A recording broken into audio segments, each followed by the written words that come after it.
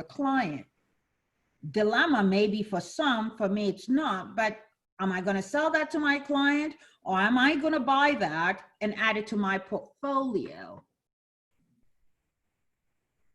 What do you think?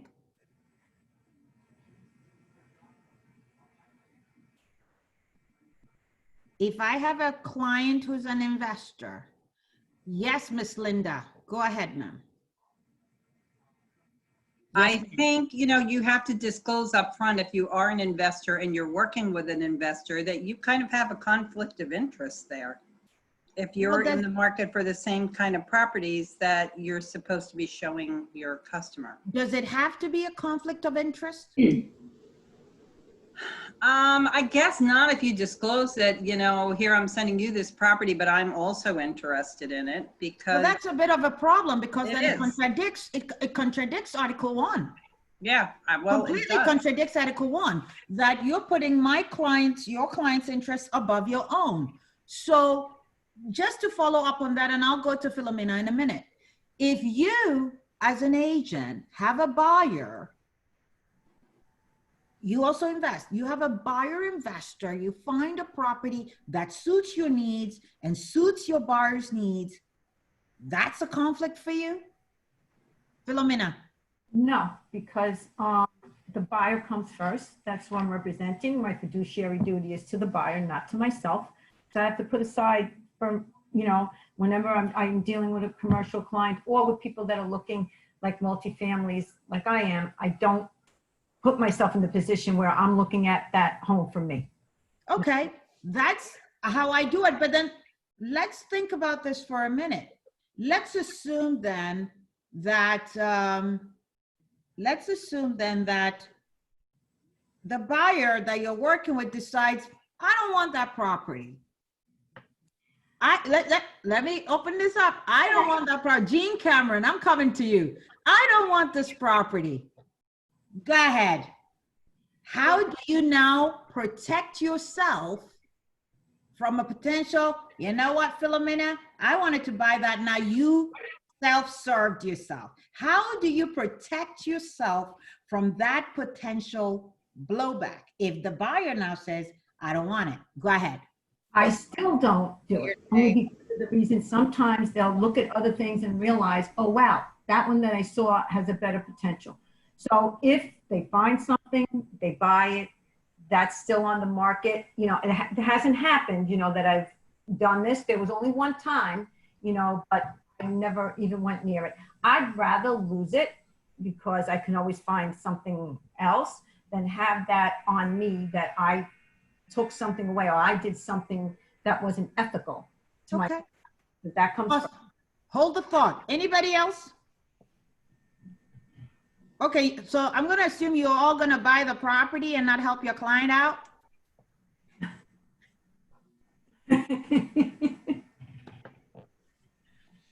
All right, well, there's got to be something here. If your client says they're not going to buy it, don't answer, Philomena, we're good. Does anybody, do you buy the property or what? If your client no longer is interested. Yes, ma'am. Then why wouldn't you be able to buy it? I mean, no, but then you can go ahead and buy it, but would you take some steps to protect yourself? We'll probably document, you know, in writing what, that I had, exactly what transpired. So I have a record of it. But basically you're looking for permission to buy. Could you send an email? Hold on a minute, Jean. I just, who am I asking permission from? Your client, the investor. You are absolutely asking permission from that client investor to purchase that property if you want your reputation to stay intact. Exactly right. Do you understand? Because you can document the conversation all you want, but I think it also means that I have to say, well, is it okay if I buy it? If you don't want to buy it, is it okay if I buy it? At least there's some documentation and a discussion on that, so that, you know, where Philomena feels that, you know, they may come back to be negative, if you have permission from them saying, yeah, go ahead, then I think that's great. Doesn't mean you have to get it, but I think just a matter of practice would be a good thing to consider, that, since it's your client, what do you think? Nobody else thinks? I don't Go know. ahead. I don't think I would ask. What about self-dealing? Oh, no. Well, that's what you. Okay, Jean. Okay, I get you, and that's okay. I just think that, and I agree with whatever business practice, as long as you document, I agree. Philomena is gonna walk away. We got different perspectives, and that's great. We're gonna document. Philomena's walking away. Polly, you said what? Self-dealing? Self-dealing? How is that self-dealing?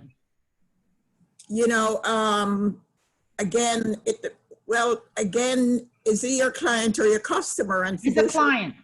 It's a client, then fiduciary responsibility. Doesn't that come into play here? But the question was, they no longer want to buy the property. They don't want to buy that one. They just don't seem, the numbers don't work for them. They don't want to buy that. And you as their agent wants to buy that because it would look good with your portfolio, your investment. Would you buy it? It's not self-dealing if, in my case, I always get permission. Jean is like gonna document everything, and that's great also. But have a decent conversation and get permission from them with everything being documented. But again, I'm going into agency now, but again, if they signed on as a client and they're now a buyer, then the whole agency thing changes. And then That's what? We're gonna get to agency in a minute, but no, this is your buyer client. Okay. You are working with a buyer client who's an investor. And my assumption here was just to make all of us here, real estate agents, investors. Let's assume, because we are in the real estate industry, we may own a property or two, which makes us investors, right? So you're showing your client a property that also makes sense for your portfolio. This 3-family makes sense, all that. And this client investor says, you know what? I don't want to buy it. So you say, well, it's going to work for me. I'm going to buy it because he doesn't want to buy it. Or she doesn't want to buy it, whoever. Have a conversation, have a good conversation and ask permission. And document it.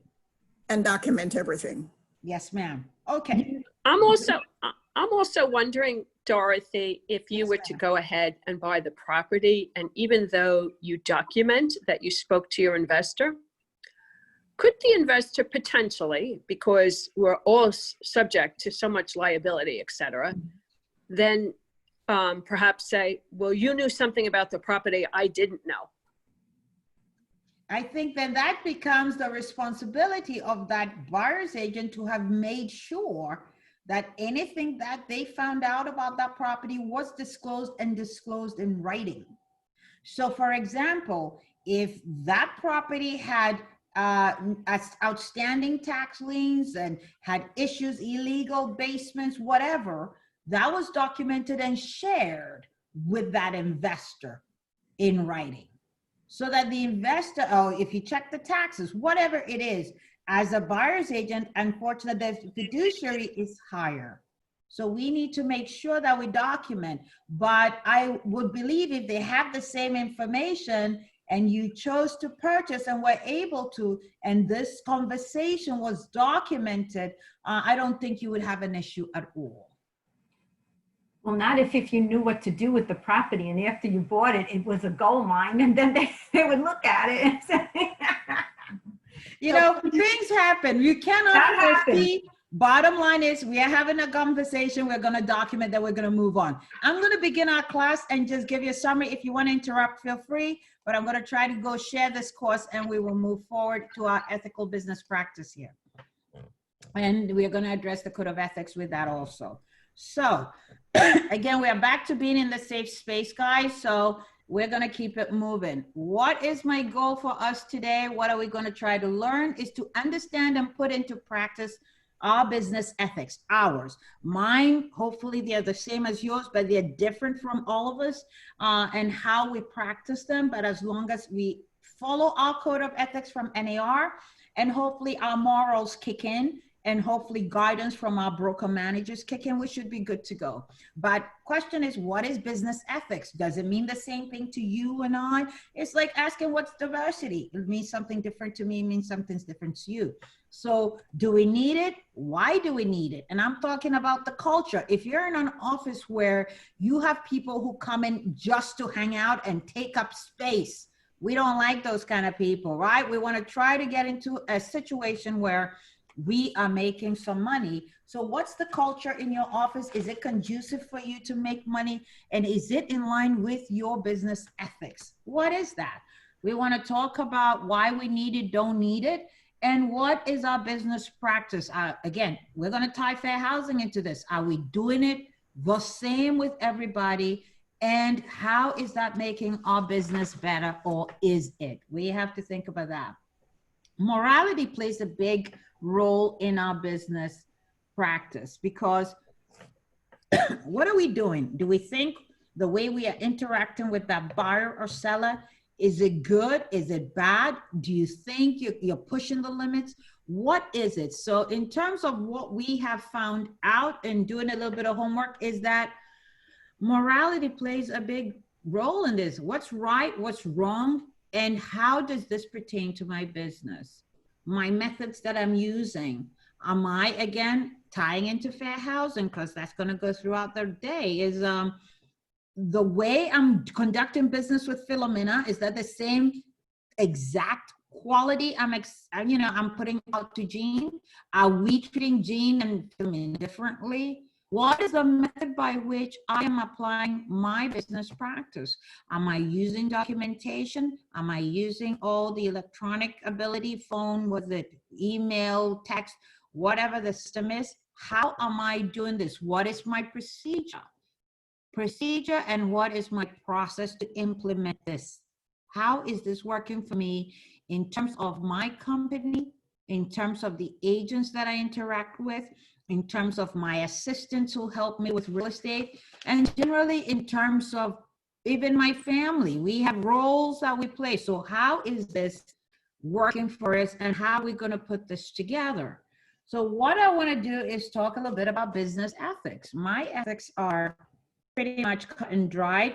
Is there a little wiggle room? Yeah, maybe, but there's got to be a lot of flexibility in how I work with people. So appropriate business practices, maybe what I do is not acceptable to you. Maybe how I communicate is not acceptable to you. But right now, controversy is what is driving us in terms of, working with people of different races, working with people of different cultures, nationality, ethnicity, country of origin. Do I understand how you're speaking with me? Do I understand whether or not how you do business in your country of origin? Do we offer bribes? How does this work in real estate? Well, maybe, Philomena is the listing agent of a property that really, really works for me. And then me as a buyer say to her, listen, if you can get this house for me, I'll pay you $5,000 under the table. Is that an acceptable bribe? Is that way you're going to do business? How are your business ethics on the table? And what is your responsibility to that? Your fiduciary responsibilities, we know what they are. Hopefully we all know what they are here. So if somebody approaches you with that kind of an offer, how are you handling it? Is there some form of disclosure that you're going to make? And who is that disclosure going to? Is that to your broker manager? Is that to me, Dorothy, who's offering you that bribe, saying, hey, Philomena, if you get this house for me, I'll pay you X amount under the table? What is your process there? Your business ethics comes into play. The struggle that we may be facing. Nowadays, we seem to think if I sell my own listing, I make more money. Okay, let's assume that's actually true. You're going to make more money, but at whose expense? Does the seller know you are pushing actively to be the listing and the selling agent on their property? What is the seller losing from that action? And are you going to explain to them what that is going to be? What's going to happen if you sell the property yourself? Is it going to be on the open market that you're going to have possibly a bidding war? what is going on. So your business ethics are always being challenged, and how are we going to tie that into our fiduciary responsibility? If we break the law and we take a bribe, we may go to jail.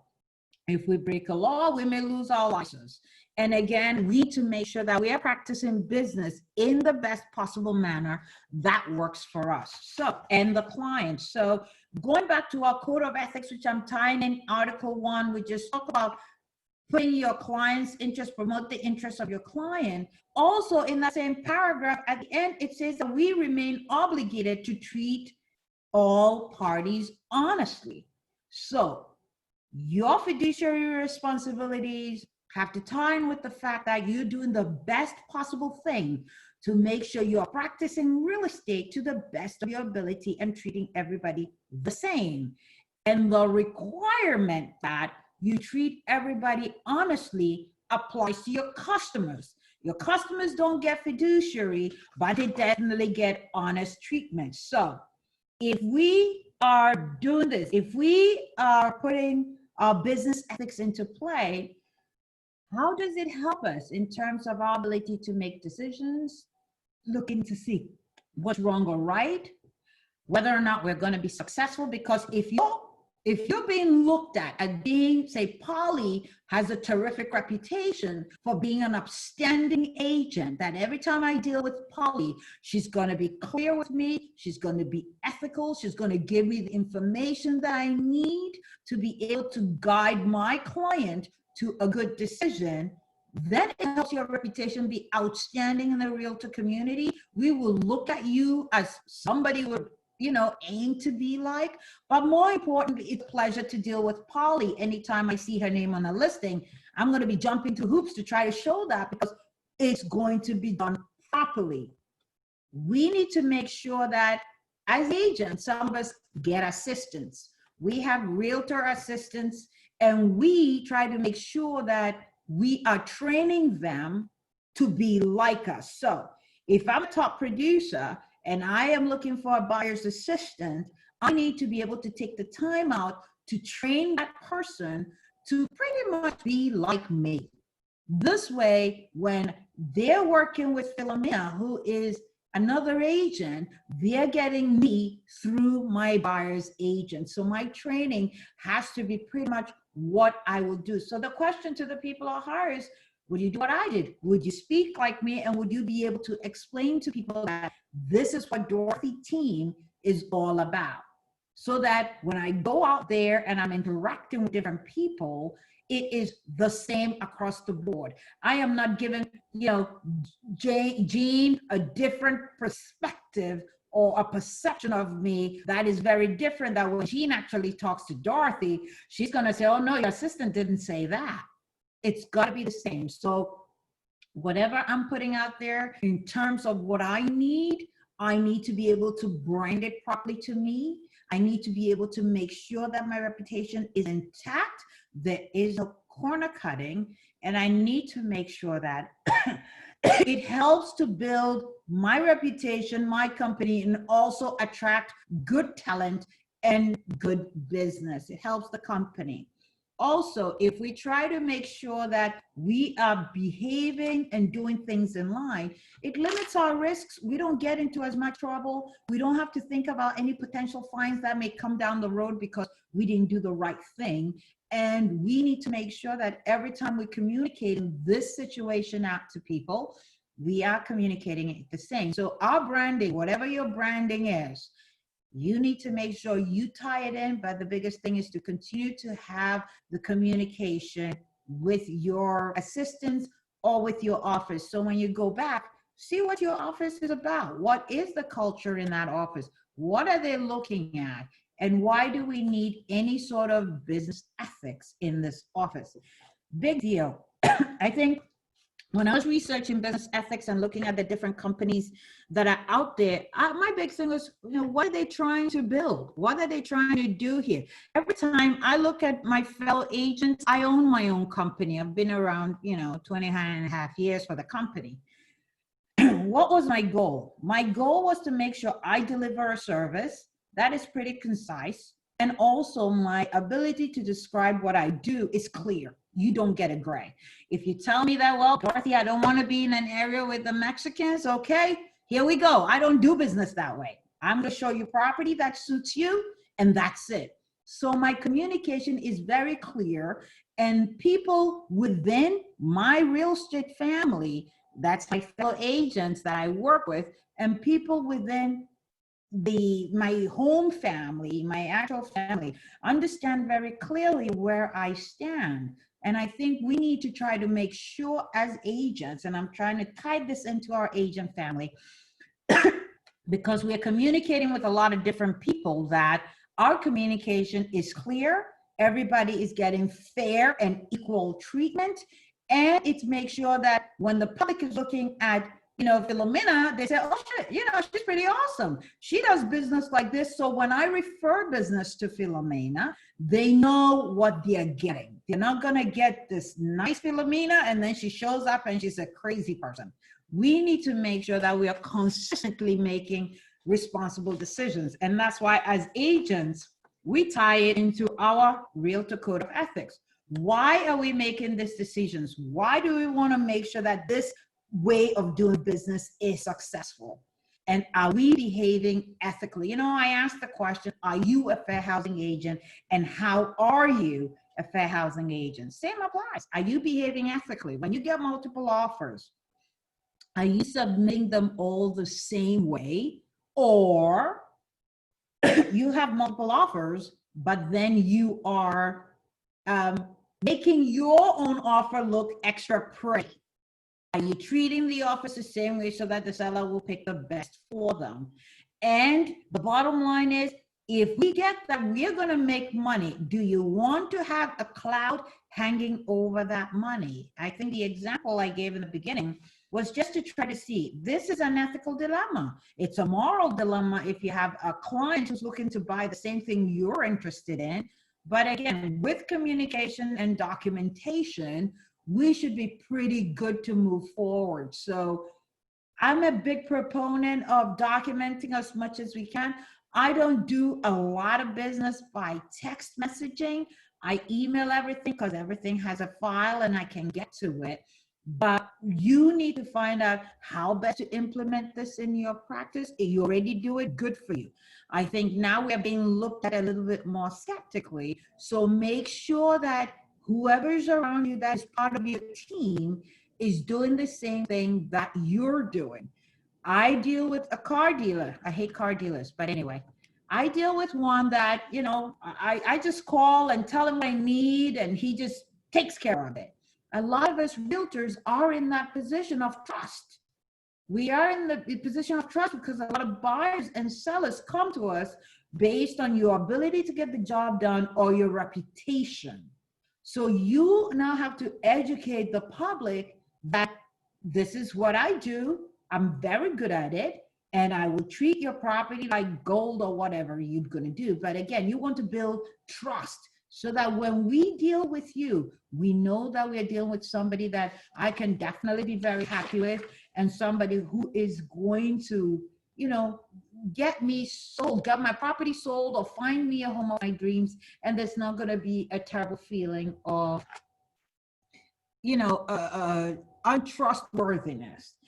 But let's talk a little bit about why we need that.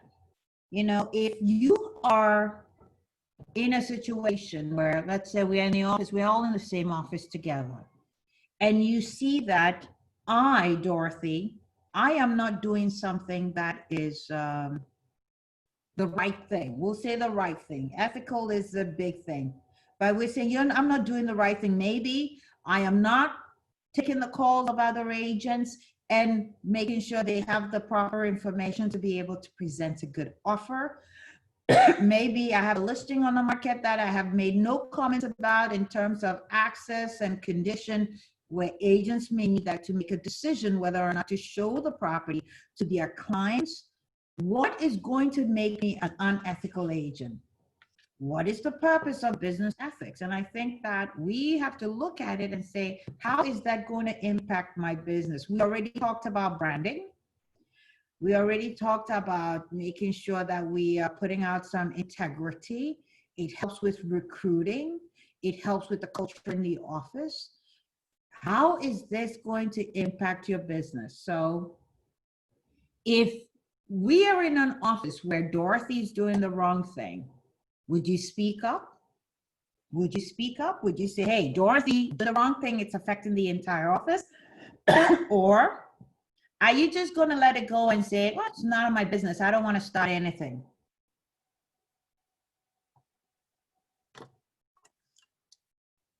Question, why is it that some of us, even if we see that an agent is doing the wrong thing, we don't want to report them? We don't want to file the paperwork. It's one page.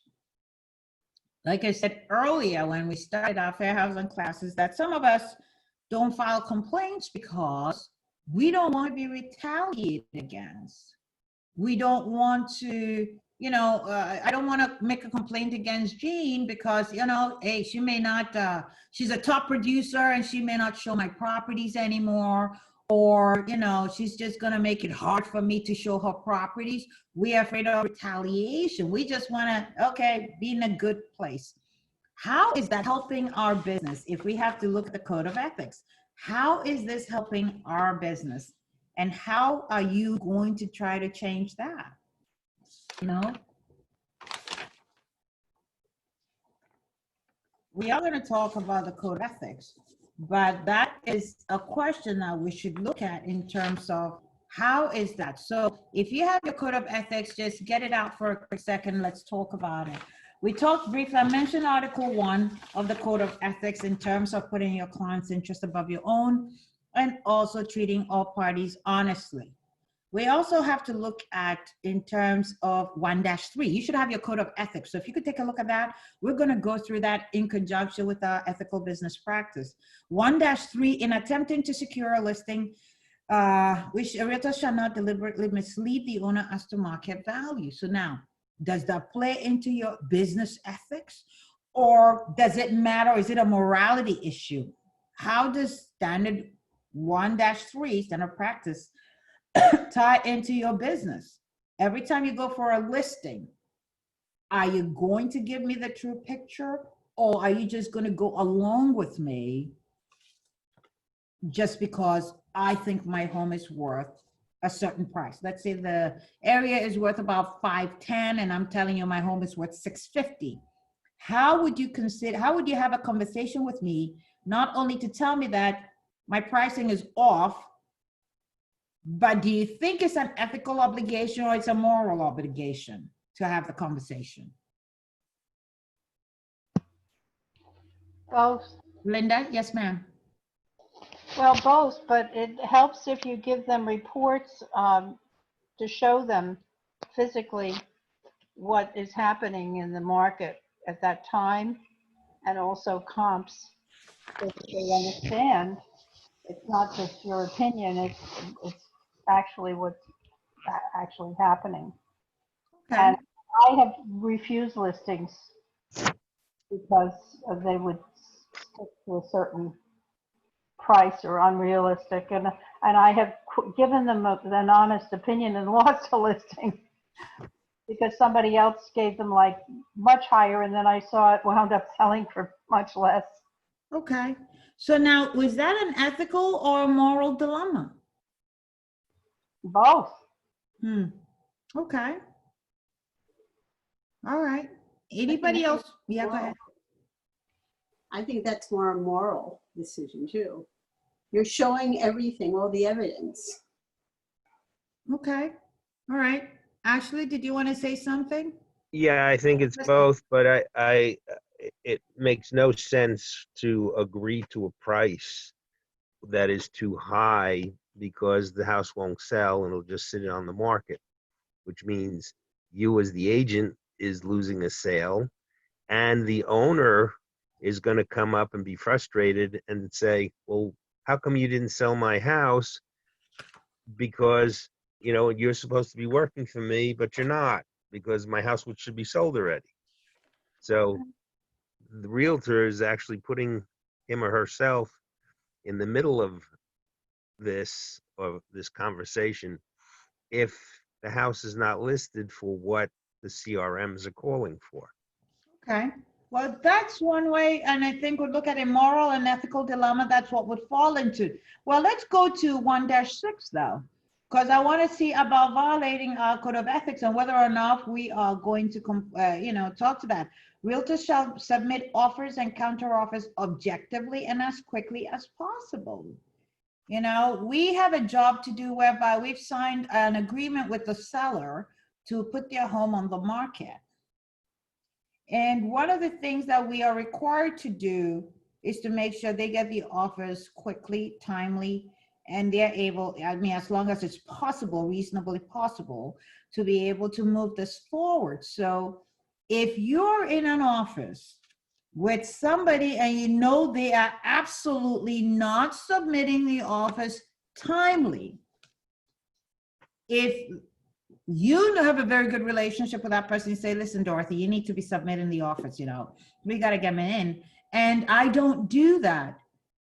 Would you just sit back and let that go? Because part of our responsibility is if there is a listing in that office, we are all working on behalf of the seller, no? Or am I wrong there? So if I'm doing the wrong thing, would you have a conversation with me? Again, so much as it may be a moral dilemma, ethically, are you bound to take action in that instance? Yes. What would you do, sir? Mr. Davis? Well, first, I think you want to give the individual the opportunity to talk to them about it and ensure they understand what they're obliged to do, and hopefully moving forward, they correct how they submit their offers. Otherwise, I think it would be a discussion for the office leader. Okay, so now let's assume that you then step up and say, listen, Dorothy's not doing the right thing. So you go to our team leader, Diane, and say, hey, Diane, Dorothy's really not submitting these offers timely. Would you be comfortable doing that? Or the question then becomes, would you sit back and because you're afraid of being retaliated against by Dorothy? No, I'd be comfortable doing that, especially having given them the opportunity firsthand to keep it simple and nice and just point it out. It's giving them the opportunity to improve, if you want to call it. Sure. Well, I think part of my reason for asking this question is that within the realtor industry, we see things and we just let it go. Because we may not want to be bothered. Thanks a lot, Richard. We may not want to be bothered, or we don't want to be retaliated against. When it comes to how we do business within our code of ethics, we are obligated to make sure that hopefully, we are all doing business the right way. So part of what we need to do is continue to do business together, but also make sure that we are in compliance with the code of ethics that we have to do business by. I want to turn your attention to 1-15. 1-15 of the Code of Ethics says, realtors in response to inquiries from buyers or cooperating brokers shall, with the seller's approval, disclose the existence of offers on the property where disclosure is authorized.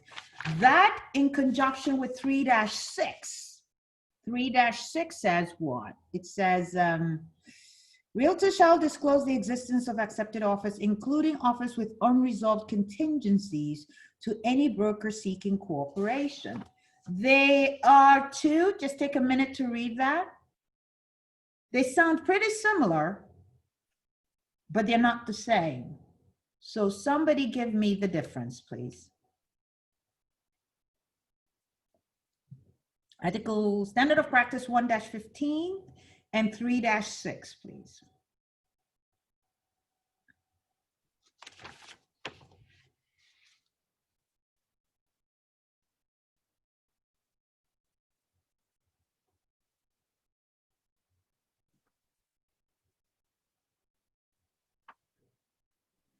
Well, 1-15 says that you have to have the seller's permission. Okay. Now, yeah, go ahead, Diane. 3-6 specifically calls out accepted offers. Okay, now my question to you guys on that, because when we call and let's say you have a property where there is an accepted offer, and I call and say, hey, Hope, is that property at 5 Carrier Street, is that still available? And you have an accepted offer. Most of the time the response you get is, no, we have an AO. We answer if there's an accepted offer. How many of us have thought about the fact that we need permission to disclose that information?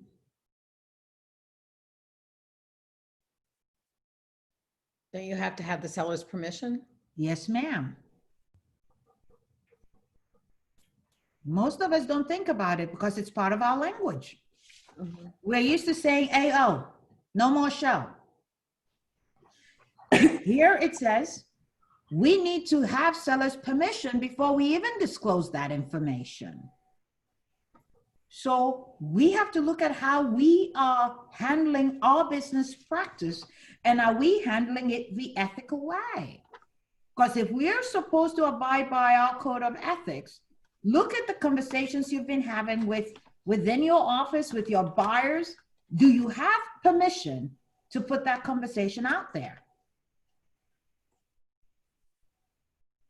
Not without permission. Absolutely, but how many of us think about that? Seems so unethical if you don't tell an agent before they show the property that you have an accepted offer. The sellers have made their word that they're accepting this offer, and maybe we could carry it further and have them give the permission, but I don't know. I would feel terrible to have people go in, fall in love with the house, and then go, oh yeah, there was an AO before you came and I didn't tell you. But isn't it just as simple to say, listen, is it okay if I tell everybody there's an AO? 100%. That's all. That's all. It's a matter of asking, get an email, say, hey, is it okay if I disclose there's an AO? If they say no, continue to show that maybe I need to whip out my code of ethics and say, listen, can we just talk about this? I'll be right there, Philomena. Unmute yourself. You know, I think that, yes, we don't want people going to the property and falling in love with it. But what happens if you think about the way we currently practice? When I pick up the phone and I say, hey, Margot, do you have an AO on this property? You say, yeah, Dorothy, we do. Okay, fine. Did you get seller's permission before telling me about that? That's the concern. Now, why would that be a problem? Think about that. Why would that be a problem or not at all? I think it should be done 100% of the time, the minute you get the AO. Okay, hold the thought. Philomena, go ahead, ma'am. Isn't there there's a requirement that the MLS says that if you have an accepted offer, you do have to disclose it? Either you put it in the agent remarks. Doesn't matter. I communicate through the agent remarks, but I communicate through the agent remarks with my seller's permission. So what if your seller says no? So then you have to have something in writing to tell the board that I can't tell another agent that there's an AO, even though. Then I'm being recorded. So I'm gonna have a conversation with my seller and say, cut it out. Because, you know, Margot's right. You don't want to show a property where there's been an accepted offer, but how many times do you have an accepted offer and they still fall apart? Mm-hmm. You know, how many times? So it's a conversation to be had. I do believe that we must disclose all the accepted offers if we can, but as long as we understand that it is with the seller's permission, because let's assume, okay, you disclose there's this accepted offer. Most agents decide, well, I'm not going to show the property, which, by the way, is not our decision to make. It's the buyer's decision to say they don't want to see that property. But anyway, I think that's why we say continue to show. Accepted offers continue to show. Well, I just had this conversation with somebody yesterday. If it's disclosed in the MLS that they're going to continue to show, fine.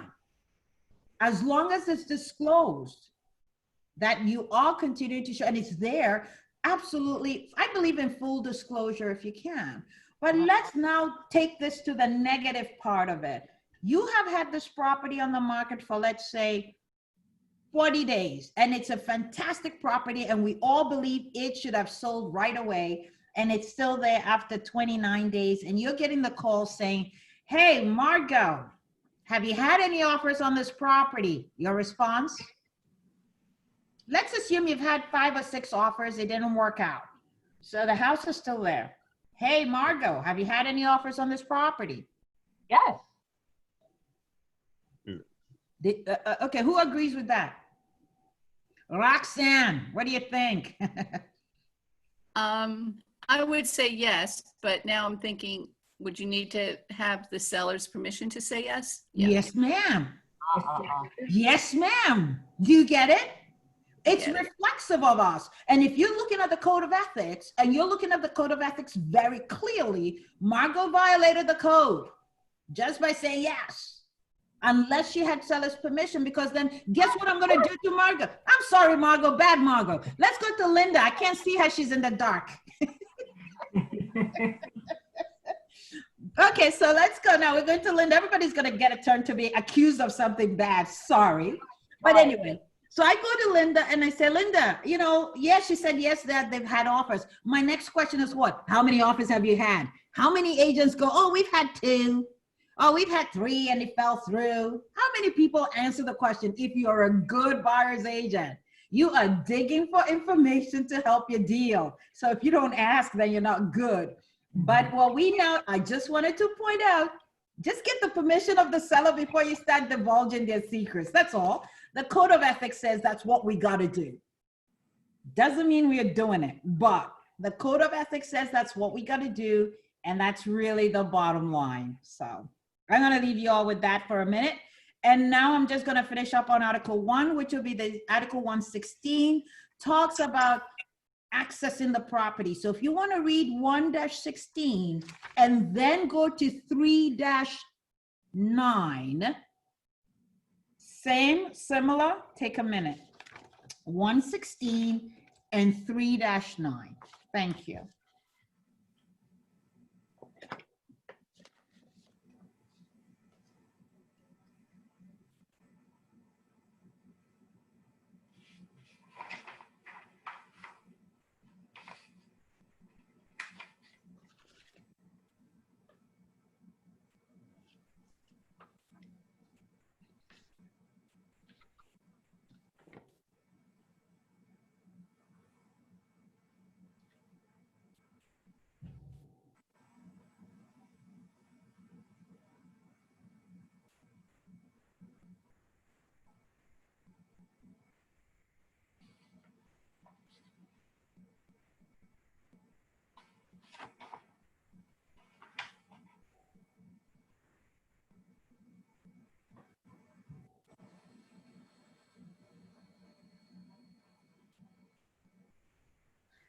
Okay, it's similar. So do we want to talk about access of the property?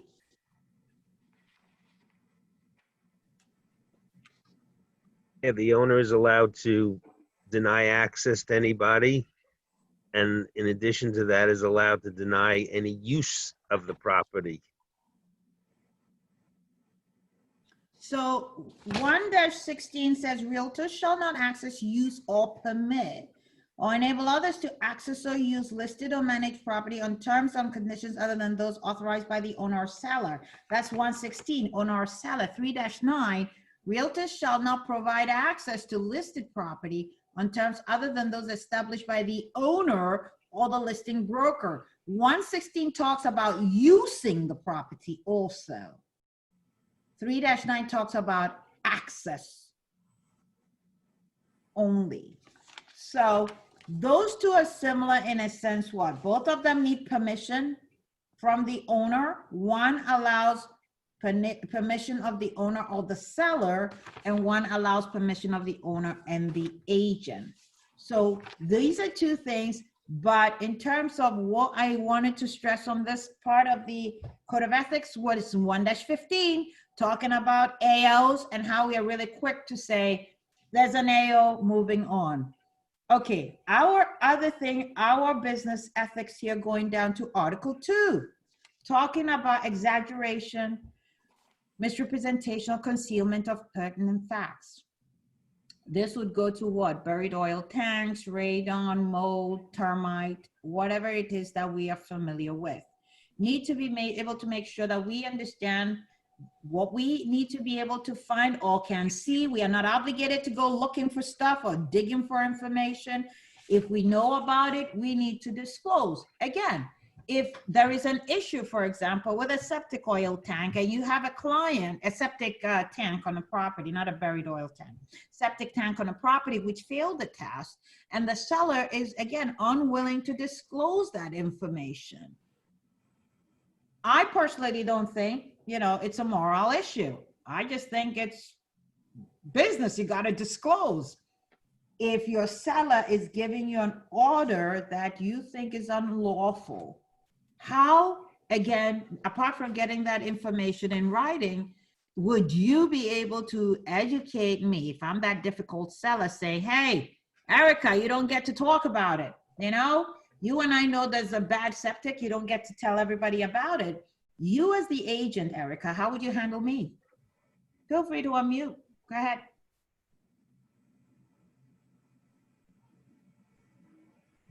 Miss Morgan. Hi.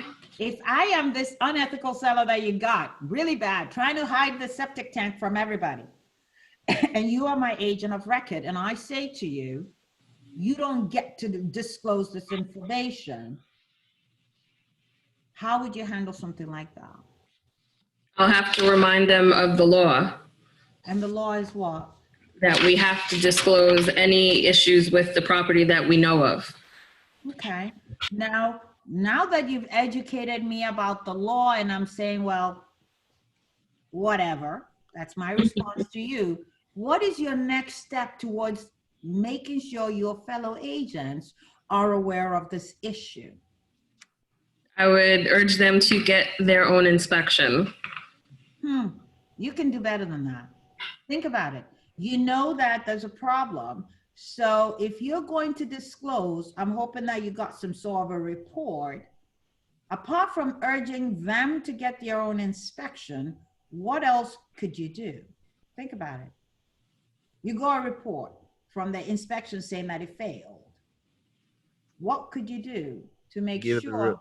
I could share the report. Okay. You could share. But what if my seller says I can't? I was just going there. You beat me to it. He's gonna go ahead and divulge the secrets. Go ahead, guys. And the seller's like, no, no, no. How do you handle that? Somebody else say that. Thank you, ma'am. Thank you. That was awesome. Hope, come on, baby. Come on, Hope. I'm coming to you, Ashley. Hold on, Hope. I recently had this situation actually, but I was on the buy side. I don't know. I mean, I guess I would encourage them to do their own inspection. Absolutely. But I would disclose it. Okay. Okay. I mean, I think that's reasonable. And there are ways that you can disclose it. And Erica, you were right on there, but there is a way to make sure you disclose it without breaking the rules. Ashley, go ahead and then I'll address. I might make a suggestion to the other agent that they should have an inspection of the septic system. Seriously? You're just gonna guide me to the issue? Yeah. Can't do that. Let me tell you how you can disclose and still stay within the law. Environmental issues are on the environmental website. It's already there. So you can download some documentation that's going to say it's got to be disclosed because there's a spill number attached to it anyway. Got to disclose. So that's one that you can't get away from. So in case you have a pushback from a seller like me saying you can't talk about it, the environmental website, anytime anything fails, it goes right on and the spill number is attached to it. So you don't have much of a choice but to disclose. But how about I just complicate this matter a minute here? So Hope has a buyer who did the inspection on this property, right? Hope had the buyer who did the inspection on the property. Ashley is a listing agent. You know that this thing failed, okay? Hope's buyers walk away. They walk away from this deal. They don't want it, nothing there. We know that it failed, but Hope's buyers have the inspection report. And Hope now has another buyer, Diane, who wants to buy the same property. Can Hope share the report with Diane?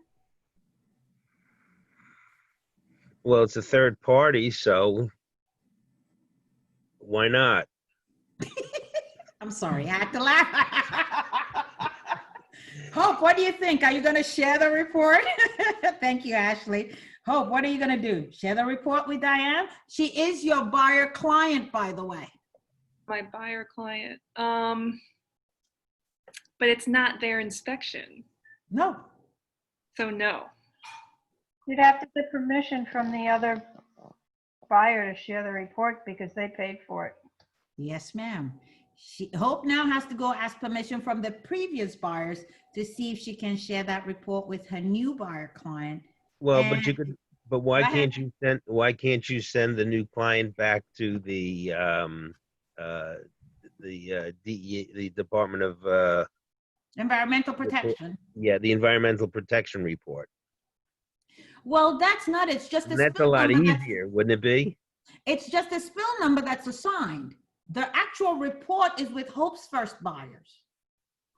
It's just the inspector reported that there may be a spill over here. So they get a number assigned to it. Right.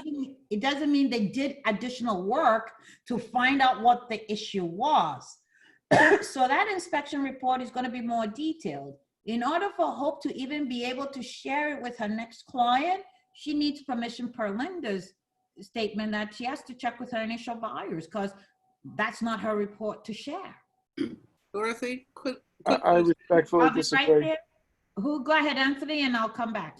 Go ahead. Yeah, I would maintain that once a report has been relinquished from one party to the other, if it's been given freely by the buyer, okay, as evidence of the fact that there was a problem with the septic, okay, you're now in possession of that report. You don't need their permission to divulge it in the next transaction. In fact, you are obligated to report it because you are containing evidence of a material defect on the property. No, let me stop you. She's the buyer's agent. The listing agent was Ashley, who is aware of that. So he has to disclose that completely. The buyer's agent cannot go ahead and disclose somebody else's report without permission. Yeah, I'm referencing if you're the listing agent. You Oh, come no, into the absolutely. Right. Okay. So then, yeah. All right. We were Yeah, talking you're- about as a listing listing. agent. Yeah. Okay. Yeah. As a listing agent, you can't withhold the Oh, report that absolutely. you'd received. You can intentionally hiding a material defect. You'd be in breach of Absolutely agree with that. We were talking about the buyer's agent sharing that with another buyer. So That was Oh, the- correct. Yeah, that was the buyer's agent releasing that information that we had a problem with. Diane, go ahead. Okay, so the buyer's agent can't even verbally state that there's a problem? Not share the report because it's not the new buyer's report, but just even the buyer's agent cannot say, oh, by the way, I had somebody who was interested in this property and they had the septic inspected and there were issues. Well, let's think about that for a minute before I answer that. If I am a homeowner, and I'm going to leave Hope, thank you for being a great sport. We're going to go to Lisa now. If I am the homeowner and Ashley is my listing agent, and Ashley hears through the grapevine that Dorothy's telling buyers that there's a huge problem with the septic tank, do you think that as a homeowner I may have issue? Do you think you're negatively affecting my property? Do you think that you're doing something wrong? Think about this ethical dilemma here. We are obligated to disclose, which hopefully Ashley listing agent has disclosed. And he's told us that there's a problem here with the septic. If Ashley's done that, absolutely, we're good to go. Absolutely good to go. We can disclose that listing agent says there's a problem here.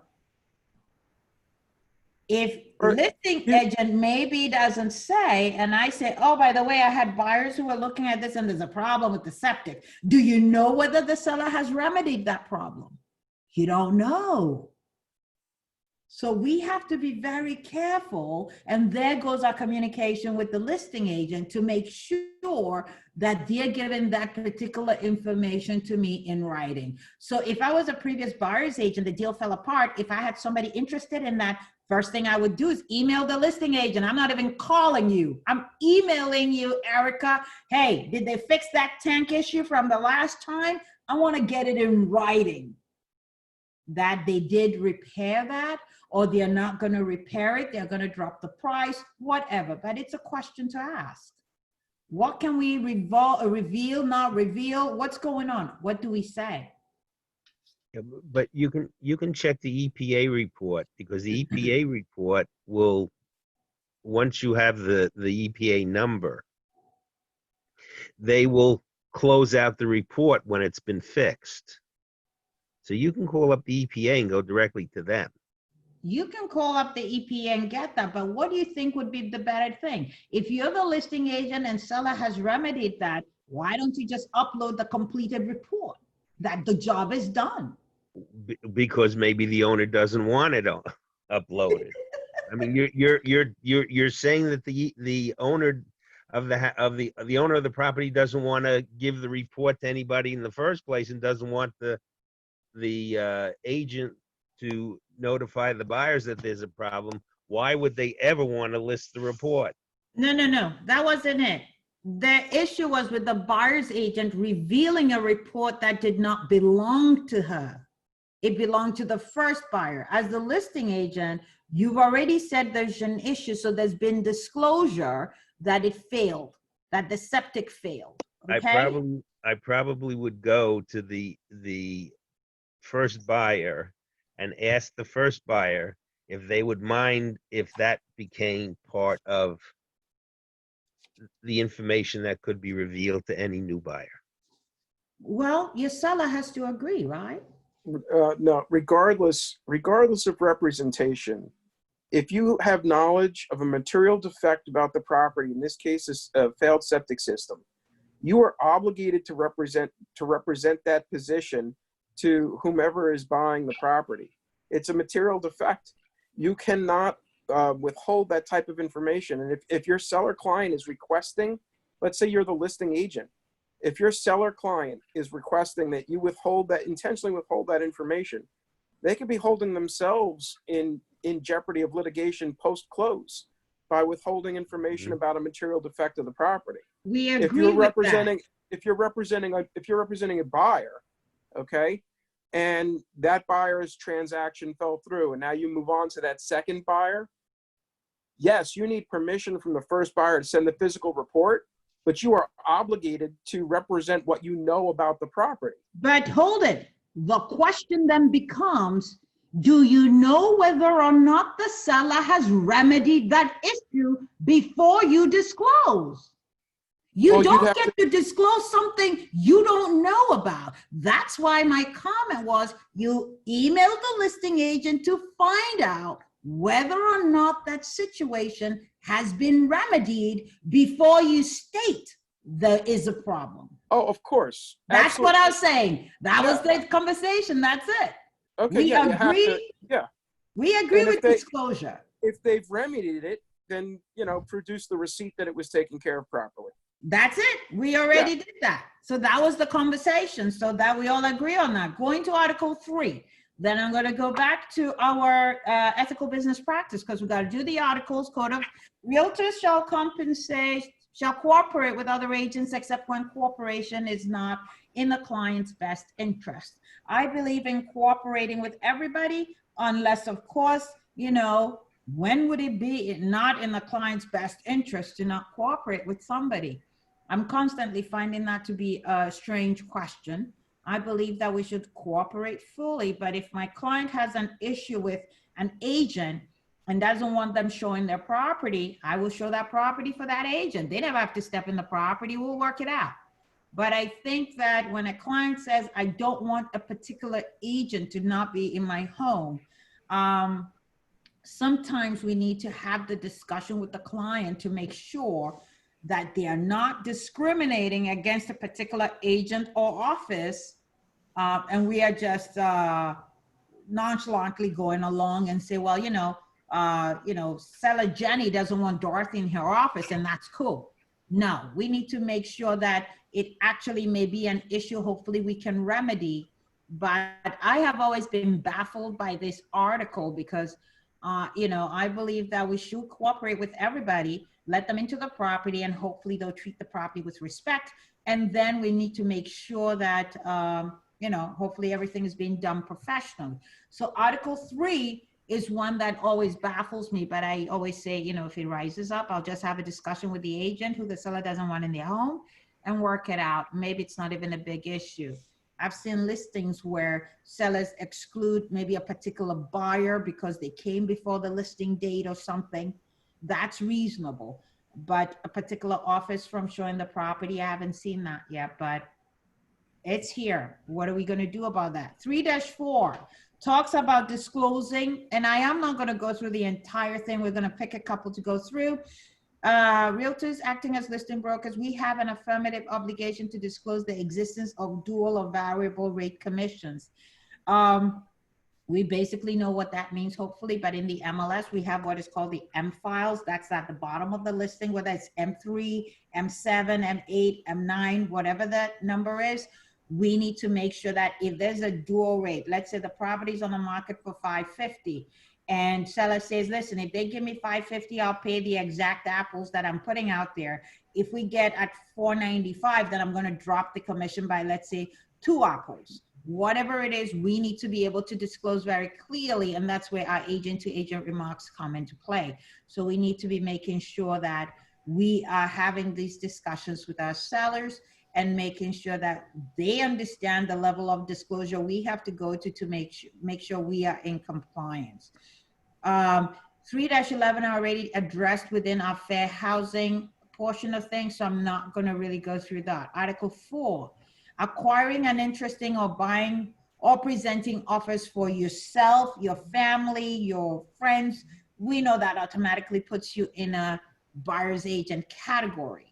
So we need to make sure our disclosures are accurate and we are doing the best possible thing to put everything on the table. If I'm putting my own home on the market, I have to disclose in the MLS that it is my home because I am licensed and putting everything above board. Article 5 talks about providing services concerning property where we have present or we're thinking about buying it. We need to disclose if that's the issue. If I'm going to look at a house, I'm looking to buy it, have to disclose I'm a buyer's agent representing myself. That's what their law requires, and that's what we need to do. Article 6 talks about accepting commissions from more than one person. What is involved in that? We need to disclose. Article 1 through 9 is all about disclosure. The entire code is about disclosure. If I'm getting paid from my buyer client or my seller client and buyer client, I need to make sure it's disclosed. Whatever it is, doesn't matter. I just need to disclose that I'm being paid by all parties. It is important that if I'm going to do something like that, absolutely get it in writing so that everybody is comfortable with that and everybody knows exactly what's happening. Article 6 addresses that.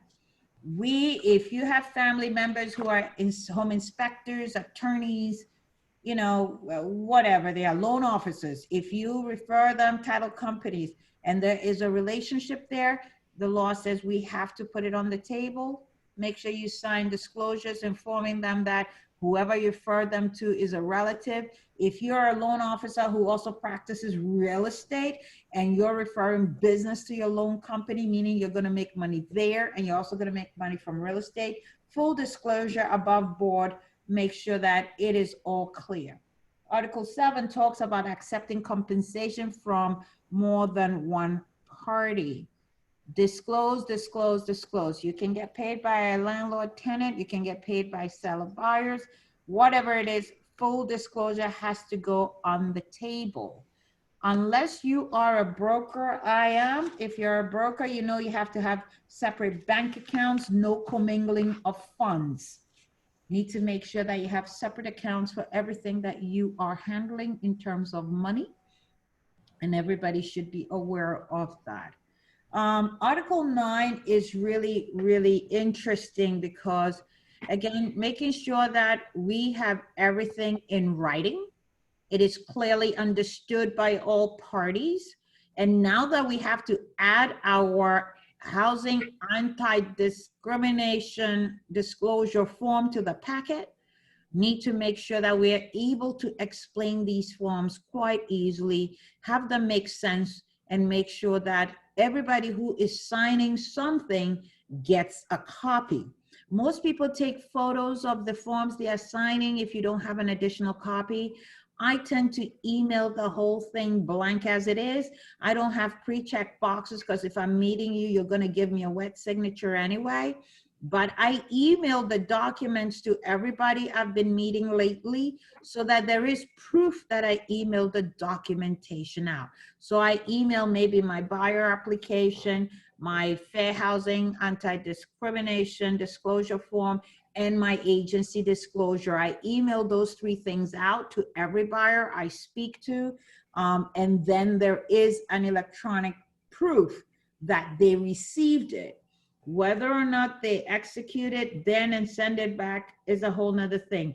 But if I meet them, they execute, I always email back a copy so that there is proof again that they have been acknowledged and they got a copy, so that there's nothing at that. It's unfortunate we have to do all these fun things, but again, if they take a photo, you can email it right away. So that addresses this Article 9, where they must get copies of everything that they sign.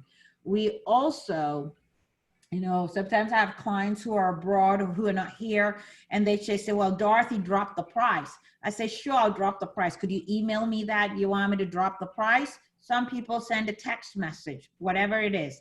Just make sure you get it in writing that you're being asked to perform a function for the seller, so that in any, you know, if there's an issue that arises, you're able to back it up with some form of documentation that you followed the letter of the law, you got the seller's permission to drop the price, and then you are able to move forward. So our documentation has to be really, really big here.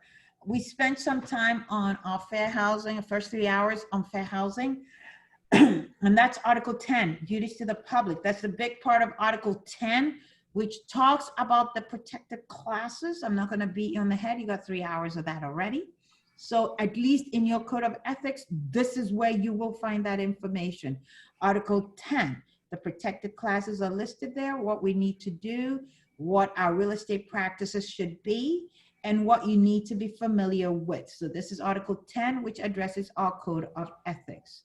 Article 11 talks about, and I am summarizing everything. I'm going to go back to the PowerPoint in a minute.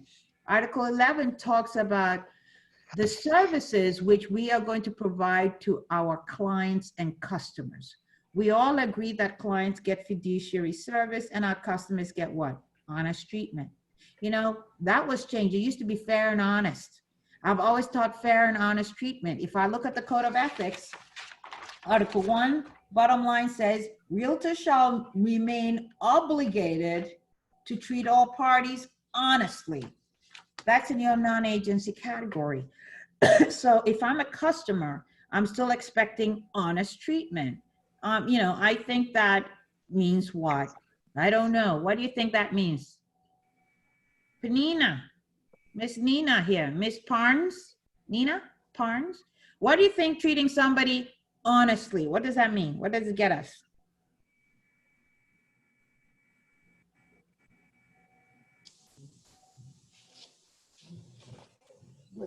Can you ask me again, please? I'm saying if I'm a customer and you are saying you're going to treat me honestly, what should I expect from you in terms of service? Honestly, whatever I know, whatever it's legal, I say. Okay, somebody needs to mute themselves, not you, Ms. Parnes. Thank you very much. That you're saying, just so I heard you, whatever you know and it's legal, you're going to say that. Yes. That's okay. I understand. Anybody want to give me an idea? Thank you, Ms. Parnes. of what you mean by treating somebody honestly in your book. What do you think that means to you? Thanks a lot.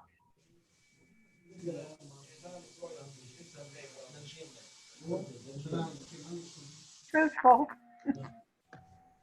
Tell the truth. To tell the truth? Okay, that's fine.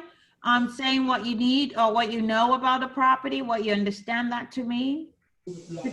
Okay, but then what am I getting for my fiduciary service here though? What are you giving me for that? If you're the client then, Jill? I thought I saw your hand, I wasn't sure.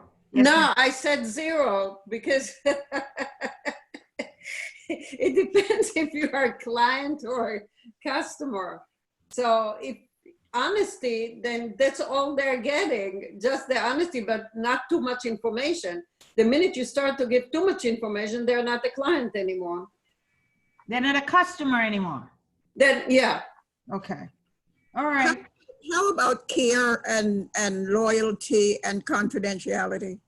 That's your fiduciary obligations to a seller or buyer. Fiduciary requires all of that. A customer doesn't get any of that because they haven't hired you to represent their best interest.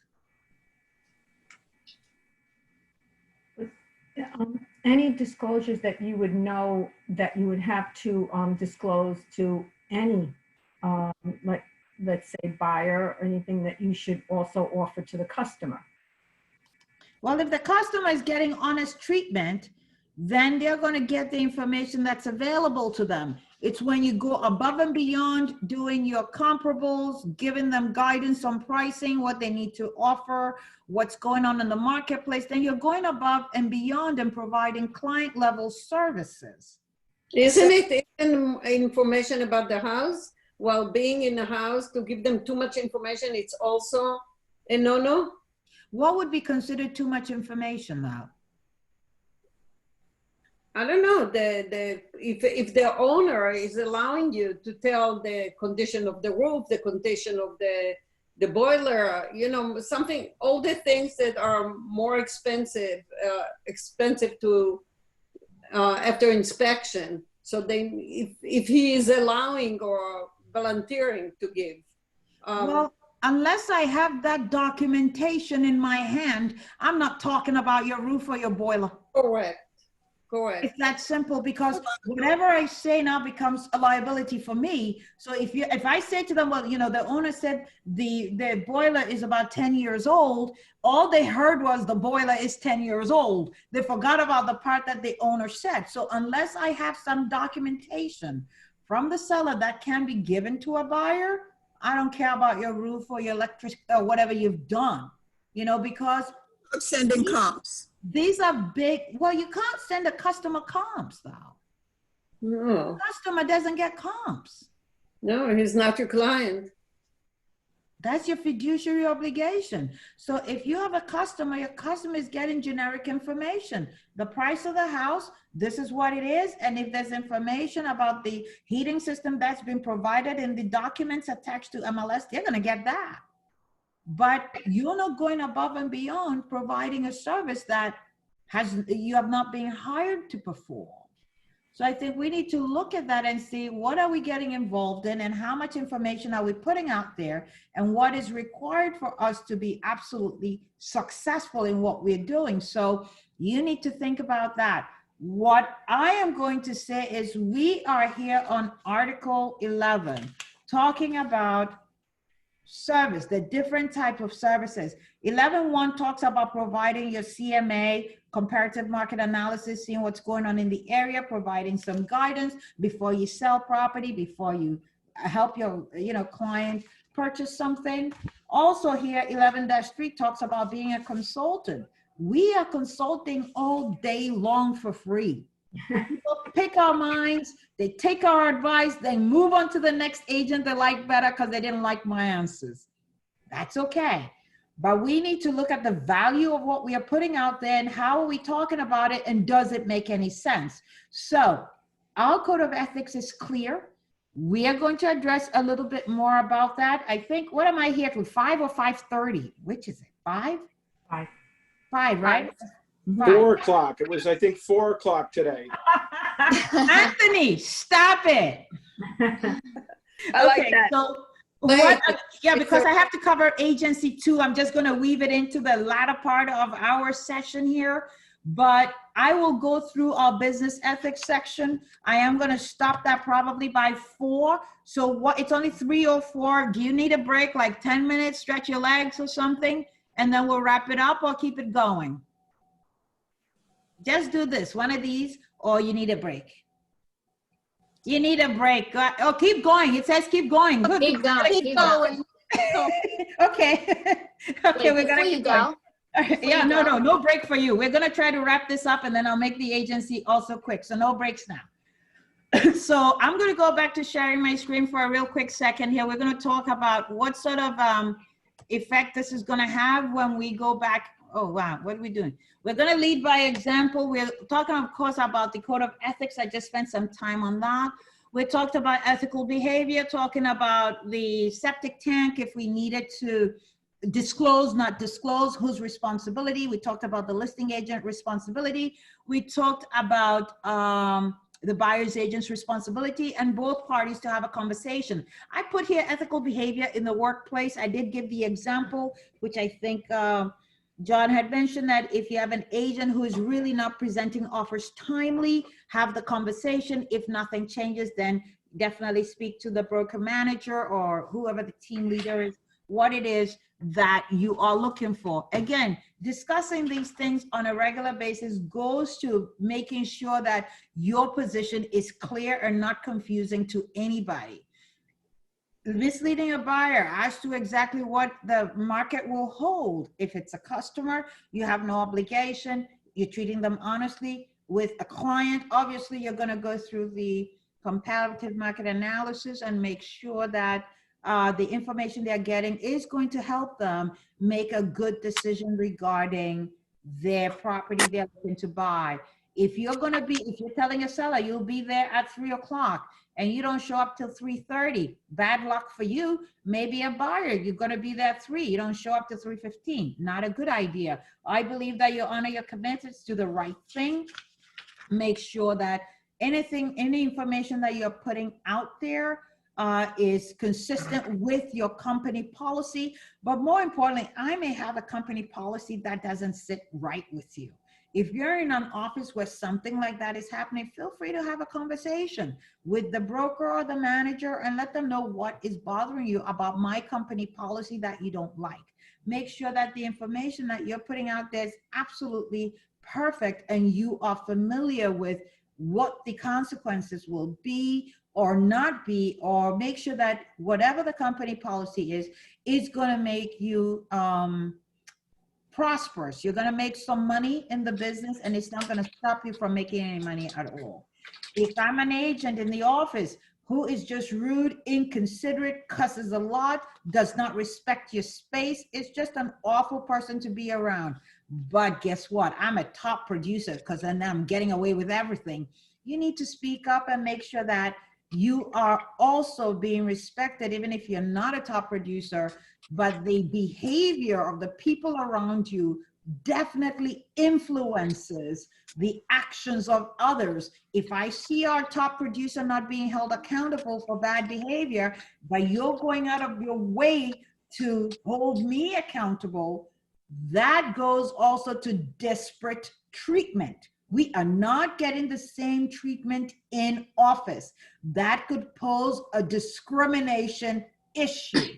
So we need to be very careful how we interact, how we communicate with others to make sure that we are doing the right thing with all. Internet company policies, I don't know, I may be one who likes to go onto the pornographic websites. That may be a violation of company policy. Or I may be one who likes to download stuff from different websites onto my computer through the office internet. That may be a violation of the policy. I just need to make sure that I know what it is that I'm supposed to be discussing and I am staying within the rules.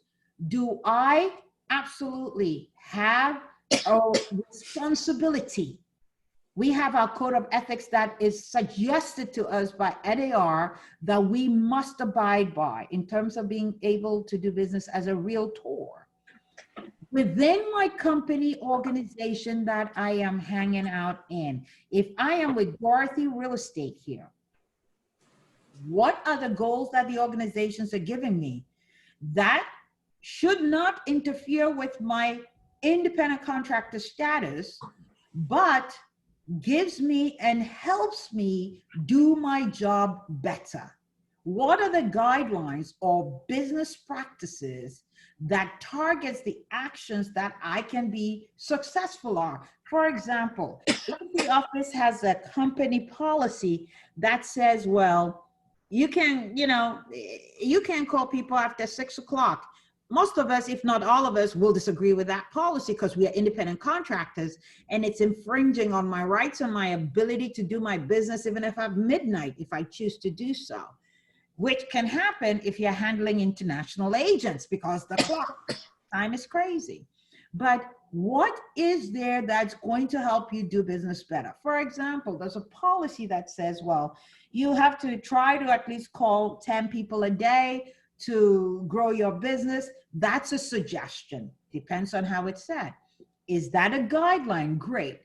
Now, how is that ethical, moral, whatever we want to put it in? How can we achieve levels within our business, within our interaction with others, within the company that is going to make us successful, brand us properly, make sure that we develop integrity and trust within the general practice, and make sure that everything we're doing is increasing our positivity.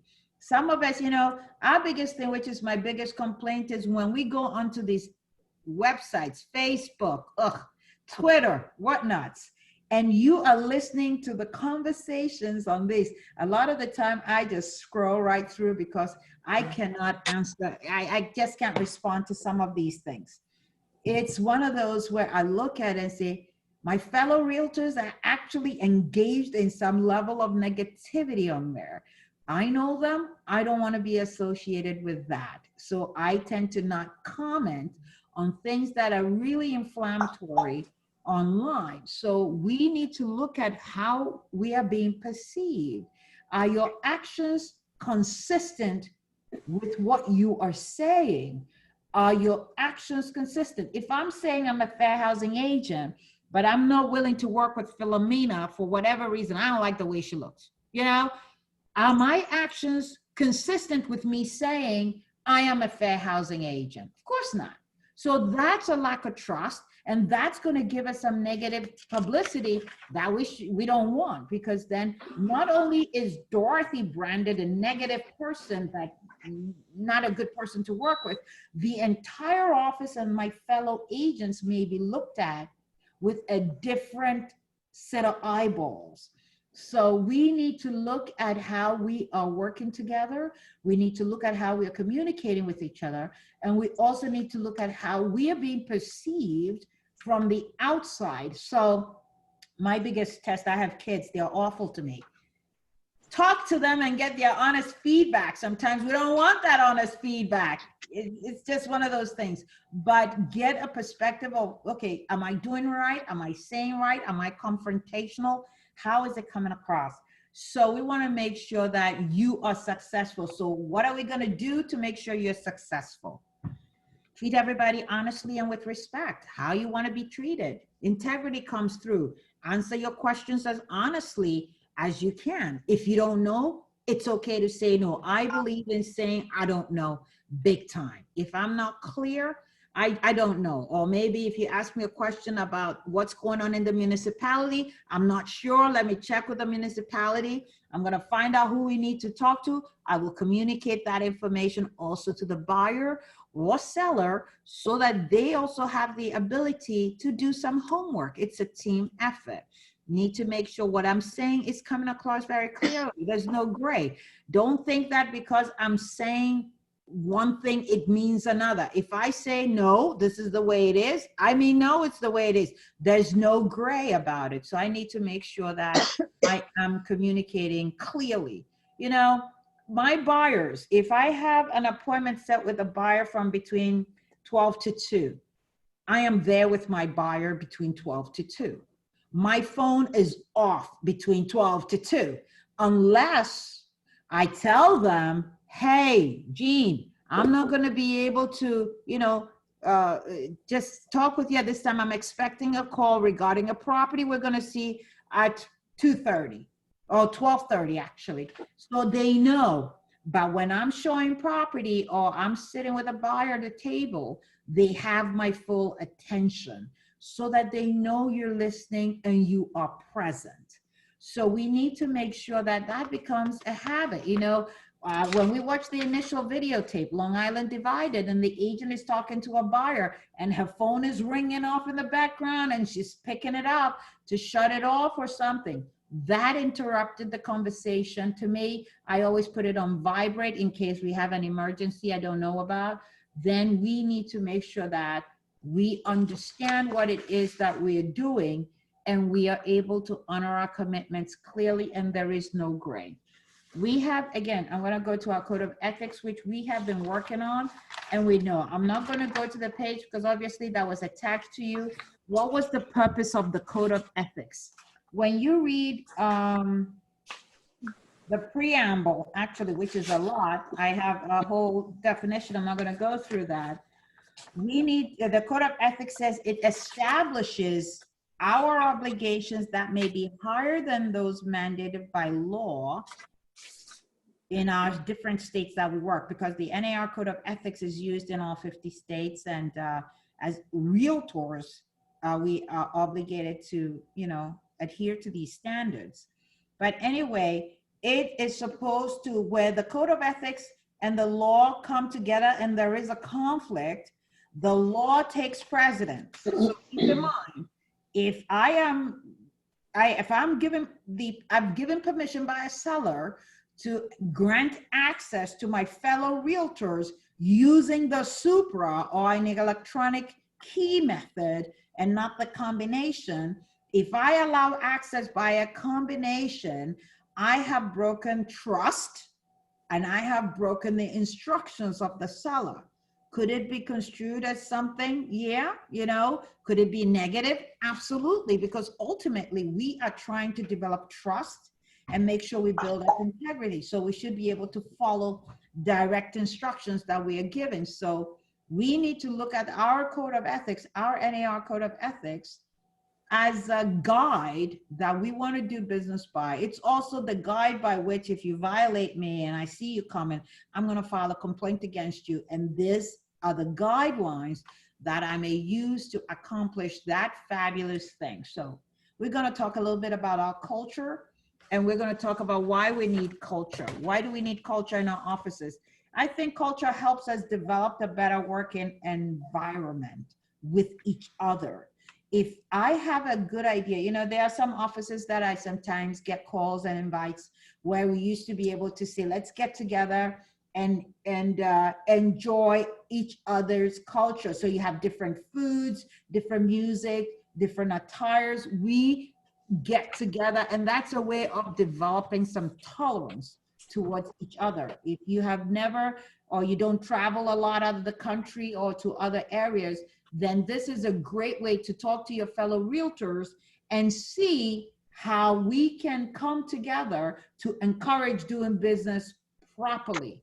So if I am in an office where I think it's important to me, somebody please mute yourself, please. I'm getting a lot of feedback.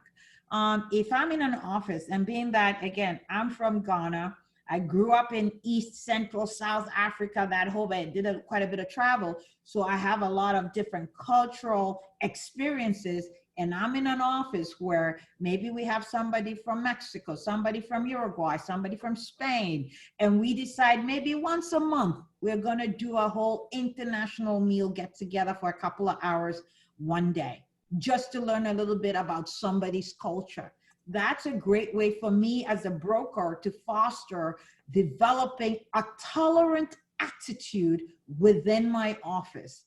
Right now, based on the unrest that we see out there, where people are upset and we have groups, different factions. I'm still trying to keep up with all of them. Everybody's got an issue. So we have a lot of scrambling towards learning how our different biases are, discrimination, racism, and a whole lot of other things. How can we as realtors do business, be ethical in our business and ethical in our culture? I think it brings everything together, because I'm not only dealing with Blacks, and guess what? Blacks cover a whole category. There's the African American, American Indian, there is the West African me. There's a whole bunch of groups, and we are all proud. If I'm working with the Italian, could be an Italian from Italian American, could be the Italians from Italy. Who am I working with should not matter. The whole point is I have to take the time out to understand the person I'm working with, to understand where they are coming from, and to make sure that we are all in compliance, and I am taking the time out to explain our process. American real estate, American businesses, we do business very differently. We are quick. My Ghanaian culture, my African culture, some of my clients from Japan, they take a minute. My clients from Jamaica, they take a minute. They slow things down. How will I know that? It means that if I'm the broker in my office, I should be able to have a conversation with my agents and be able to teach them that not all business is done the same way. America is very different. You go to Germany, it's different. You go to Great Britain, it's different. So we need to know how to adjust and pivot and make sure people understand what it is that we are talking about. So I have to show it. I have to show that I am willing to learn about you, and I am willing to listen to you, and I am willing to make an adjustment to learn and fit it into our business. So if I'm showing a property where the request has been made for me to remove my shoes, hopefully they've provided booties so I don't have to walk around the floor with my socks on or no socks. But I need to understand that this is how business is going to be done with this property. And so my next question to the agent is, why do we need to? I mean, I'm one of those. I want to know why. So I will ask the question. But it is important within your office, and as a leader in your office, the team leader, the broker, the manager, I need to be able to show my team, the agents in my office, that it is a good thing to do the right thing, that it is important that we do the right thing, and it is expected that you do the right thing. It's expected that, you know, if you do the right thing, we are going to accommodate any changes that may need to come up. It is important that we put systems in place as a broker to help my agents be successful in implementing situations that may help them. One of the books that I have, which I forgot to put on your reading list, is called Kiss, Bow, and Shake Hands. Kiss, Bow, and Shake Hands. It's a terrific book, which I use within my international real estate business because I do business abroad also. It is one of these things where I am constantly figuring out, is my culture the right way, or am I making an adaptation to my Korean clients, their culture? What are they expecting of me? Either way, I need to have a very organized system, and I need to have a system that makes sense to all of us so that we understand that my expectation of how things are happening within our office, all you guys right now, how things are happening is how I expect it to be done around here. I went to an office in Yonkers the other day, and the broker said, "Dorothy, I don't allow cussing in my office." And I said, "Wow, good for you." And he said, "Nope, not an option. You cuss, you're out." I said, "Wow." So that's his cultural thing. No disrespectful remarks. Perfect. But he also came from India. So he came in with a whole, and he was putting me through a whole discussion because I told him we're going to be addressing some of these things. He said, Dorothy, it's just about respect. If I allow you to cuss around me, call people names, you're disrespecting my office. And if I don't say anything, then I'm allowing you to do that. This is not my culture. We don't speak like that. So, I mean, everybody in the office, he had 45, 50 agents, they're responsible for their actions. They know what the consequences are. They choose to work in that office and they are comfortable with that. So there is no disagreement for them. They're able to make money. He promotes them and he encourages them to do the right thing. But then he also shows them how to do the right thing. So we need to make sure that our behaviors in and around whoever we want to be is clean, it's clear, and it's what we are dealing with. Now, am I able to cope with everything that affects me? No, no, no. Sometimes I'm very unhappy. Right now, we have COVID. So with COVID, and I keep changing my slides. With COVID, we have to have the hand sanitizers. We have to have tissues, gloves, you know, wipes. We have a lot of things going on. Do we have the ability to make that adjustment? You know, there are some people, you open doors for them, it's, you know, what are you doing? There are some people who are very happy to take some form of, you know, courtesy. So we need to make sure within our company, if I talk to Anthony and I have a discussion with Anthony and I think it's a private discussion, so he's not going to share. I have weak antivirus and slash firewall here. If I am having a conversation with Anthony because I trust him, I believe based on my previous conversations with him, he is a solid firewall. In that, if I get into a situation where I need to have a discussion with him, I can have a frank and open discussion with him without feeling that he's going to turn around and repeat that conversation. That's my firewalls. If I have a place to go to, it could be my broker, could be my team member, could be my team leader, whatever we want to call them. Who is your firewall? Who is helping you maintain physical, your social, economical? What's your attitude about this? Who is there to help you?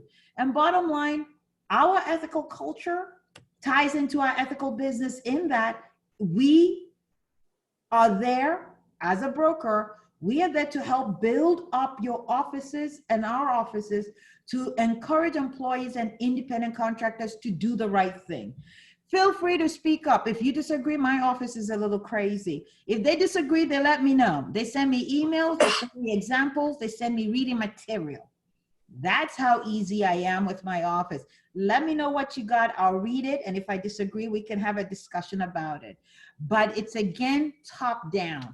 What am I looking for from my agents to make sure that what I'm saying, I'm actually putting into action so that we can have a good cohesive environment in which to be able to brand ourselves properly, talk freely, yet make decisions that are going to help everybody's bottom line grow.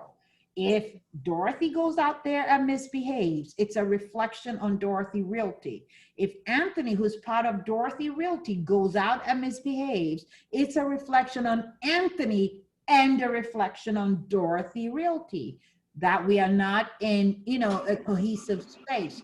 So we need to make sure that everybody who works within the office understands what's important to us. From the top down, if I am not a good leader, does not help the situation at all. Does not help. It means that I'm unable to give good direction. I am not putting into practice what I'm saying you need to do. I am cutting corners. I am allowing our top producers to get away with bad behavior and not be challenged for it because I don't want to lose that income. I want to keep them happy. The agents are complaining about the bad behavior of this person. I do nothing about it. the support staff, you know, the people who put the signs, the people who take your listings, make appointments, whatever, who get coffee, who clean the room, whatever your support staff does. We've got secretary, transaction coordinator, assistants. There's a lot more to it. What am I doing or teaching them? If you're part of a team, I, the broker, now should have told the team leader what my expectations are, and the team leader will then be able to implement it and mold the people around them or her to suit what it is that's being presented. So everybody sets the tone, but ultimately comes from the broker owner. If I'm not doing the right thing, then, you know, to the weeds we all go. To the weeds we all go. It's not going to make any sense at all. So, couple of things we want to know. If you think about it, how does ethical culture affect you? And both in your business and out of your business, we also going to see how ethical culture and ethical business practices all ties in with the leadership. If your leadership is quick to cut corners, then you're not in a good space. Get out of there. If your leadership wants to take time to discuss this with you, then you are in a great space in terms of what you should be looking at. A broker, your managers, the secretary. Your secretary is your first line of defense here. If your secretary answers the phone, what do you want? This is the real estate, not cool. Hey, this is Dorothy Real Estate. How may I help you? Maybe it. Nowadays, you know, I did kind of gloss quickly over the fair housing portion of it because we spent some time on it this morning, but it spoke about gender identity. Well, you know, gender identity is now a big issue. I guess it's been an issue for a while. So how did I pivot in my business? My business now, when I meet somebody, my question is to ask, how may I address you today? Because I don't know, you may look like a woman, you're not, you may want to be addressed differently. How, or a man, how may I address you today? I normally go Mr. Stern or Mr. Recido, or I generally do that. But maybe that's something you don't want. Unless you say, call me Anthony or call me Philomena, it's Mr. or Mrs. So how may I address you today? You're not my friend. It's a business thing. I keep it that way till you, the buyer or the seller, changes that. So that's the way I was brought up. So it is something I put through my office, and I make sure they understand that's how I'd like it to be done. And, you know, it doesn't work that way sometimes because things are done differently here, but for me, it's business. So we have to be very clear on what we're trying to put out there. Is it respectful? Is it inclusive? Is everybody being treated the same way? Are we speaking to everybody with the same language? Are we accepting the fact that maybe Friday evening at sundown, I need to leave some of my Jewish community alone? Or maybe on Sunday, I need to leave my Christians alone or the Catholics alone. What am I doing? Am I willing to hear everybody's point of view? And am I building trust? Our business relies on a lot of trust. People are spending a lot of money, and they need to know who they're working with is trusted and worthy of their trust. So what am I doing to build up that trust? Where's my integrity in the conversation? Where is my knowledge in the conversation? So this ethical business culture, the whole bit, is a landmine, because one of the things I said is I don't talk politics, I don't talk religion, I just know nothing unless it's real estate focused, because my political beliefs could be a landmine for somebody else. So I stay very, very close to what I am selling, and I don't go out of my way to start conversations that may explode. So we need to make sure that we understand what the expectations are from us. As an agent who's showing property, you are in charge to a point. You need to be able to assert yourself. If somebody, the buyer, is saying something wrong that you don't agree with, you need to be able to bring them in and focus and make sure that your behavior is one that your entire team, if you have one, puts out there. If you have somebody who's just putting out signs on the property for you, when they show up, put a sign on that property, they're respectful of whose property it is and how the sign is supposed to be put up, and they don't leave their trash around, and they don't leave, you know, just a feeling of somebody that you come in and you just did your job and there's no respect behind here. So we need to look at that, period. How am I successful? Am I successful because I know everything, I'm smart? Or am I successful because I am respectful, I have a lot of integrity, and we're putting that out so that anybody I'm working with knows that I am going to go to the mat for them without breaking the rules. That's the key. I don't want to break the rules, and I want to make sure that everybody I'm working with understands that this is how we do business. A lot of transparency has to be put out there. Lots of transparency. People need to know how you do business, who you are, what you're going to do and what you're not going to do. Your responsibility to your realtor community, your family, your external consumers, people that you don't even know. What is it that you're doing that is going to increase value to your company, increase your brand, make your business reputation outstanding, stellar? What are you doing right now? Maybe you're one of the people who volunteers at the food banks. I don't know. I limit my volunteerism, but then maybe I'm doing that to not only serve and not look for something in it for me. You know, people pick up when you're there to just get a referral. People pick up when you're there just for business. But if you are consistent in your volunteerism, how is that going to help you? How is that increasing your brand? How is that making sure that your business reputation is stellar? Because if I am working and volunteering with Lisa Son, and let's say Lisa is one of these, you know, I'm a soccer coach. So Lisa is one of these parents on the soccer team who sees my dedication, my commitment to the kids improving, the fact that I'm there every evening, giving up an hour and a half of my time to deal with these 9-year-olds who can't kick the ball straight, but the parents think they're superstars. You know, I am there, you know, but then when it comes time to think of somebody who's in the business, even though I haven't asked for the business, hopefully Lisa would think of me and say, listen, the amount of commitment she's made here maybe translates also in her business, because I haven't gone out of the way to sell myself that way. But I think it's important that we look at the level of commitment we're giving to everything, how it's enforcing our policies. If I'm a screamer at a soccer field, maybe I'll be a screamer in the office. We need to make sure that balances out. Our community involvement is huge. I know realtors give back a lot. So we need to make sure we maintain that level of involvement, and then always reinforce our behavior.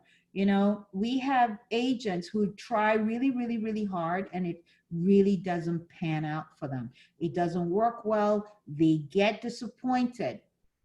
Can I be a mentor in my office if that's your role? You are a good teacher. You are able to explain things easily that your fellow agents who are not experienced are able to pick up on. You know, I think it helps within our realtor community to be the one who is absolutely having discussions with other people to make sure that they understand, or sharing your tips. You know, some of us feel we don't want to share tips because the other person will use it. I've been to enough courses, people put their tips out there and I still leave and say, oh, I'm going to try that, and I never do. So I pick and choose what works for me, you know? So we need to look at that and look at our business objectively. What are we going to do now? Your responsibility, you need to figure out what your social responsibility, why do we need it? What does it mean? And so on and so forth. What I'm going to do now is I'm going to wrap this up for a minute and come back to you and finish our code of ethics, because it has to tie into the last few. I did not address the electronic portion of it because our code of ethics going towards the end talks about our websites, talks about our communication on the websites, the domain names, what needs to be done. That's in Article 12. Realtors shall be honest and truthful in their real estate communication and shall present a true picture in their advertising, marketing, and other representations. Now, what I also needed to remember, somebody needs to mute themselves because the paper is driving me crazy or something else. What we also need to remember, because I go to so many classes, events, I used to travel a lot. Now I've minimized that because of COVID, but you get different perspectives from people. And, you know, when I see what we have going on Facebook or Twitter or Instagram, whatever the medium is, which I think some of them are crazy, the law says as a real estate agent, if I'm making any sort of comments online, I need to make sure I'm adhering to the code of ethics. Some of the comments that we are putting online, fellow realtors, have nothing. They are so off track with regards to our code of ethics and our approved behavior that we need to look at it and say, what is it that I'm supposed to be doing or not doing? If you look at Standard of Practice 12-1, I did say that when you look at when it was amended, it was recently amended in January 20. So Standard of Practice 12-1 through 4, one Standard of Practice 12-1, that whole paragraph has been amended and a few changes have been done. In terms of reinforcing the compensation for your time and services, whether or not you can use the term free, you need to make sure your office policies and procedures are in compliance with that. Who is paying it? When do you expect to get paid? The amount of the payment has to be disclosed. The conditions associated with that payment have to be disclosed, whether it's for a product or a service. What are the terms of the compensation? 12-1 is clear. It was amended. We need to look at that. If you're an agent, before you go ahead discussing your fees, please check with your office manager, broker, team leader. What are the expectations of that compensation packet here that you're going to be putting out there? We also have 12-4 talking about selling property without permission. If you're going to advertise a property at 5 Brookbrook, whatever, make sure you have permission from the homeowner. Make sure you have permission from the occupant to either put it on the market, offer it for rent, and you're going to get compensated for that. All those discussions have to be had.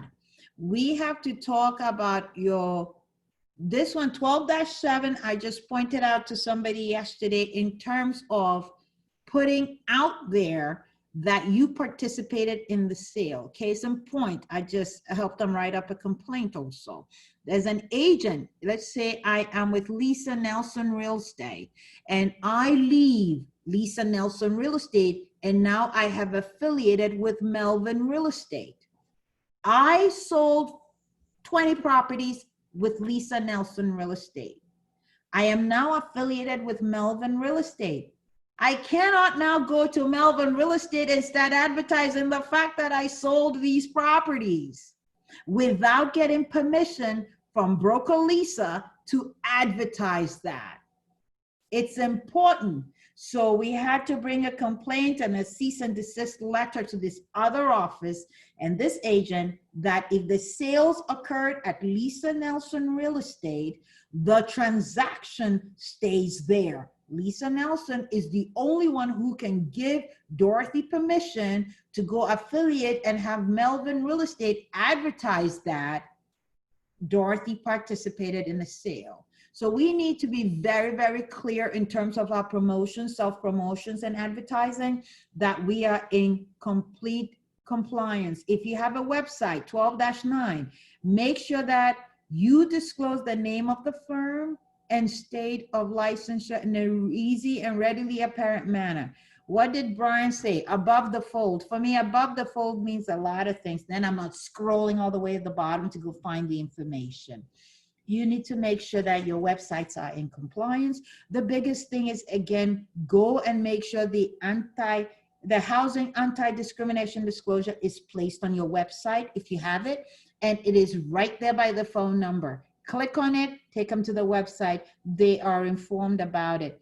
I have a lot of links on my site only because it's simpler for me. I also have those links attached to my signature when I send out an email so that a buyer can click on it and see what we're talking about. It is a lot of information. We need to just make sure that they're getting the information, and that also helps you satisfy the fact that you are putting the information out there. You are aware that we need to put the message out, and you're doing your best to make sure that everything is in compliance. 13, Article 13, I generally tie this into when we are taking a listing agreement or buyer representation. A listing agreement is a contract. So I generally, you know, in New York State, we have permission to fill in the blanks. Most of us will not do it. Westchester County, you have so many lawyers who just don't. And most other areas, you know, but New York State, we have the ability to fill in the blanks. Do I prepare contracts? No, I fill in the blanks on a lot of paperwork because I do a lot of, I work with a lot of clients who require that I prepare these papers. Once you start explaining the listing agreement, what is involved in it, and so on, you are practicing law. That's the way I see it because it's a contract. If you highlight the blanks and let them know what, in a nutshell, what the summary is, that you're going to be married to me from Monday through Thursday. This is the price. This is my percentage. And if, can I put a sign? Can I not? Can I use a lockbox? Can I not? If you explain those 5 or 6 or 8 blanks, you're good to go. See what your office policy and procedure states. If you're required to explain it, please keep in mind Article 13. I know we've all done it, but keep in mind that you want to try to change the way that you are doing your business, because unfortunately, I'm seeing where we're having more litigation over silly stuff that we didn't think about before, but it's now a big deal to somebody. Article 14 talks about if I file a complaint against you and you're charged with unethical practice or behavior, you are asked to present evidence in a hearing, you're going to show up. If you're a realtor, you're going to participate. If you don't want to participate, that's a no-no.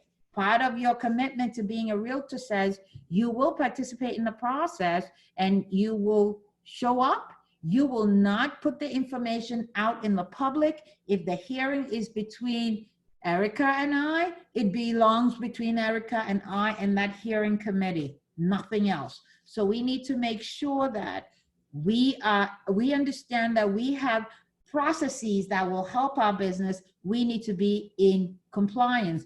If you know there's an issue, you do not intentionally impede the process of the board to try to get some answers to that situation. Article 15, don't trash your competitors. I am summarizing our articles because I can read the whole thing and be done, but we don't want to do that. Article 15 talks about trashing your competitors. Keep the conversation about yourself, your experience, why I should hire you, why should I work with you, what makes you amazing, why are you the best person for me. I need to make sure that is well kept, and that is how you are defining you. Again, goes to your ethical business practice. Is it your business to go out there and say negative things about Lenu Abraham? Is it your business to go out there and talk about Roberta? What is it? Keep the information about you, and that works very well for you. Standard of Practice 15-1. It does says that you shall not knowingly or recklessly file false information. You're going to file a complaint. Make sure it's accurate. Make sure you can back it up. Make sure that it is what you're planning to do, and you're going to go through the process. You know, sometimes we may deal with, I'm going to go to Jacqueline. You're not a bad person, but let's say Jacqueline is just a terrible realtor. Oh my God, she doesn't let you into the property, does not respond to calls, does not even respond to your emails and texts to see if she presented the offer. Awful, awful person. You don't now turn around and call Margot and say, Margot, you know that Jacqueline? You know that girl? No, you don't talk trash about your fellow broker. We know that, but sometimes we get in circles and we start saying stuff that we should not do. So we need to be very careful about that. That's your Article 15. Also, that going to, let me see. Oh, you don't say the same thing again, obviously in writing, electronic media, text, Facebook, Twitter, whatever you want to call it. Try to keep all your negativity out of the limelight. If you have an issue, I'll call Jacqueline, we'll have it out, and we'll hopefully address it and resolve our issues. All right, 16 is about exclusive representation. A lot of us may not be using the exclusive buyer representation contract. I have some agents who use it all the time. And sometimes I have agents who just use the agency disclosure form. We're going to deal with that in a little bit. But we need to make sure that anytime you're working with somebody, you make sure that there is full disclosure. 16-3 talks about contacting the client of another broker for the purposes of offering to provide or entering into a contract to provide a different service. So if, for example, Roberta has a client who has a listing agreement with Roberta, the Code of Ethics says I can call up Roberta's client and tell them I'd like to represent them on the buyer side of that. And that would not be a violation of the code. Most of us will not do that. But the Code of Ethics says I can do that as long as I'm providing a different service. The problem becomes if I call Roberta's client and say, listen, Roberta's doing a crappy job. You don't want her anyway. You want to list with me. That's your problem. Can't do that. So the key here is providing a different service. We've addressed 16-4 because there was a time where we didn't have the expiration dates on our MLS listings. Now we know what they are. 16-4 said, if I called up and I said, hey, Diane, I'd like to know when your listing on 5 Bainbrook expires. You know, now we don't have that issue. I pull up the MLS, it tells me when it expires. So, you know, if it didn't, then this is an opportunity which says, if you didn't tell me, I can call up your client and ask them. Crazy, but the Code of Ethics does a lot of strange things. We also have, if we have, talking about 16-6 briefly, talks about if a client contacts you or another realtor's client contacts you to create the same type of service. Let's say the listing is with Roberta's client and the client contacts me to say, you know, I'm listed now with Roberta, but I'd like to make sure that, you know, when that listing expires, I can list with you. That is not a bad thing because I did not initiate the contact. The seller did. So I am, based on the Code of Ethics, you know, in a good space. The problem becomes if I go in and start saying, oh my God, I can't believe Roberta didn't do this. You need to cancel with her. Then I'm oversteering and interfering with the agency. If it's just to have a discussion about potentially putting the home on the market, good to go. If I start going in and encouraging the seller to cancel the agreement, becomes a problem for all of us. So make sure that we are, you know, staying within our lane. 16-9 talks about disclosure, representation, and also 16-10 talks about the forms. We need to make sure we are completing our forms appropriately. We will discuss that a bit further when I hit agency. And also, the biggest thing that we need to talk about, 16-3 second paragraph, which begins with before providing substantive services. My office policy is to ask every buyer, are you working with an agent? Did you sign something with an agent?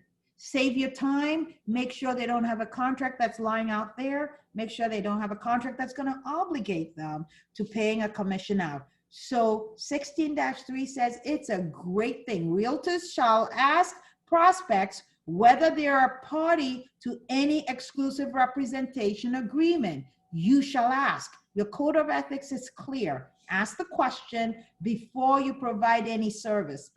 If you are not planning on providing a whole lot of service, that's fine. Even if they're with somebody else, you may be able to answer a few questions, but encourage them to go find out what they signed so that they don't have to, you know, pay out an extra commission. We also have the right to be able to negotiate our commissions that stayed out there. And 16-9 talks about, again, getting permission from seller to place a lockbox, signs, and so on, and making sure that we are aware that we need to go get permission. 17 talks about arbitration. Our Code of Ethics, Article 17, talks about participation in the arbitration process. There are policies from National Association of Realtors that we need to follow. There are policies at our HGAR board and the process, which it ties in with the process of the National Association of Realtors. So we need to look at that and make sure that we are in full compliance. We talk about it. We make sure that anything that we bring to the table is fully addressed and addressed well and properly. But we are obligated to participate in arbitration. We need to bring our issues before our professional standards committee, and we need to make sure that anything we're doing is in compliance with what is out there. Do we have any questions? Okay, I am gonna give myself a 10-minute break. It's almost 4. So we have the agency portion of it. That's going to be quite straightforward, easy to discuss. And then, Vicky, I'm out of here at 5, right? She's not even there. Okay. Yes, I am. I'm here. I'm talking trash about you now. I heard that. What am I, 5 Yes, or 5? you're out of here at 5. You've done Fabulous. a phenomenal Okay, job. guys, can you just take a 10-minute break? I've been just talking straight up, and then I'll come back and we'll just go straight for agency. Is that okay, please? I think that's great. 10 minutes. 10 minutes. 10 minutes, please. Thank you.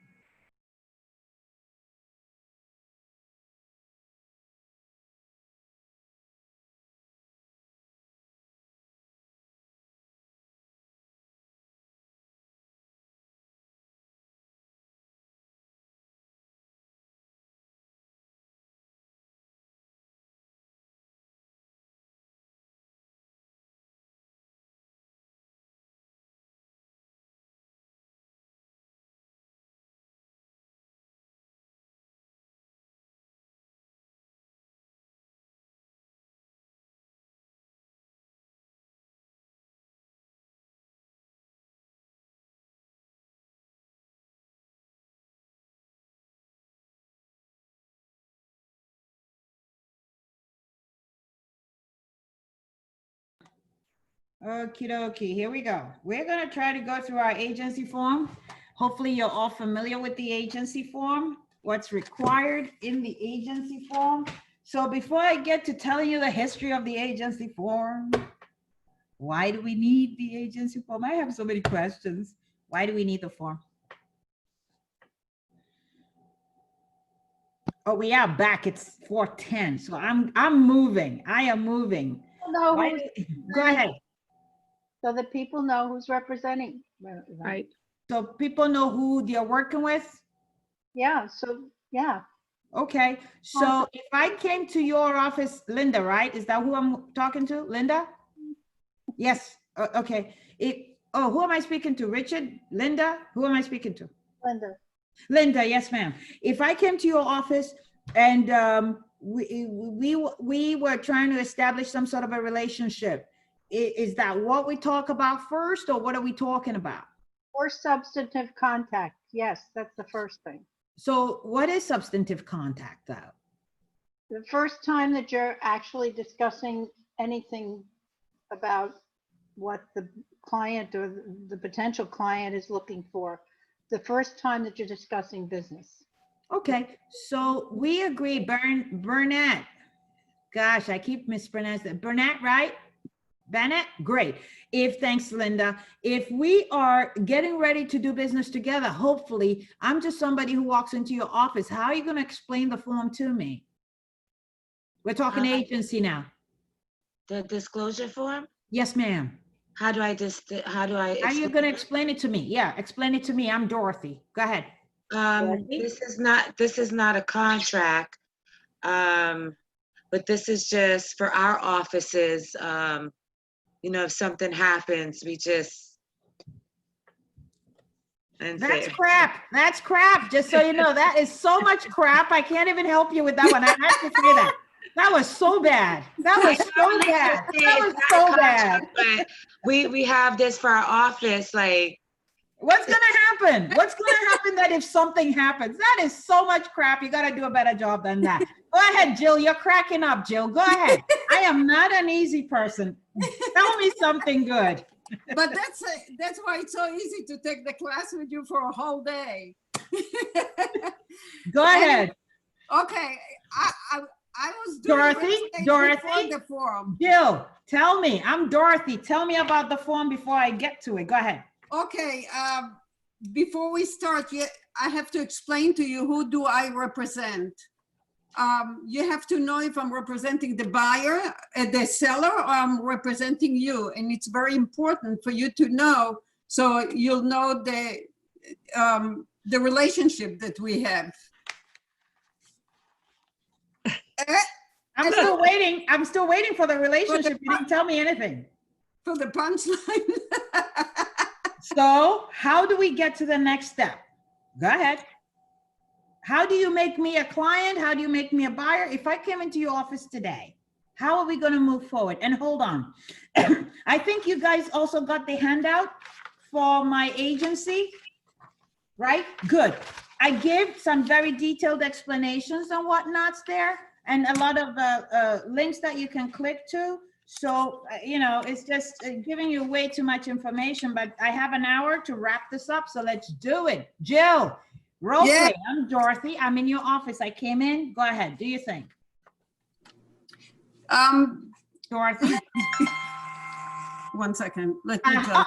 You don't get to put me on hold. I'm a customer now. She disrespected me. Richard, help her out. As an agent, I'm making appointments for tomorrow.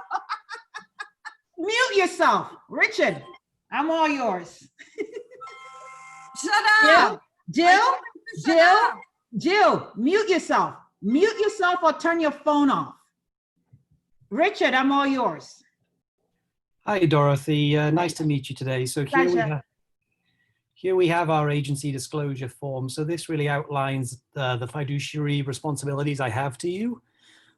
So you can count on me for confidentiality, and I will be helping you with the process and representing you in your best interests. No, absolutely not. You skipped over a whole bunch of stuff. Linda, Richard, no. If that's how you do the form, no. Linda, tell me how you do your form. Let's go. Are there two Lindas? Linda, Michelle, I'm gonna take her and then I'll come to you. Unmute yourself. Go ahead. Okay. First, I would say, if, Dorothy, you know, I'm Dorothy. Dorothy, if you're interested in selling your home, I could represent you as a seller's agent, and I could be a disclosed dual agent with No. your. Listen No? to my scenario. I said I walked into your office looking to buy property. Up to buy. Okay, so if you're a buyer, I am. You can sign a buyer agency agreement with you in which you agree to work with me as we look for a property for you. And That's it? well, I guess I would have to explain too that if we look at a property that is listed by my office, that no, why not? Roxanne, I'm coming. We're gonna go through y'all and you're gonna tell me, go ahead, Roxanne, help me out here. Oh, boy. I don't know if I can help out here. Yes, you can. I'm sure you've sold a stick of real estate. So go ahead and work through the agency disclosure form. Yes, ma'am. Well, I would tell you that I would be your agent. No. And Demba, go ahead. Give it a shot here. Let's go.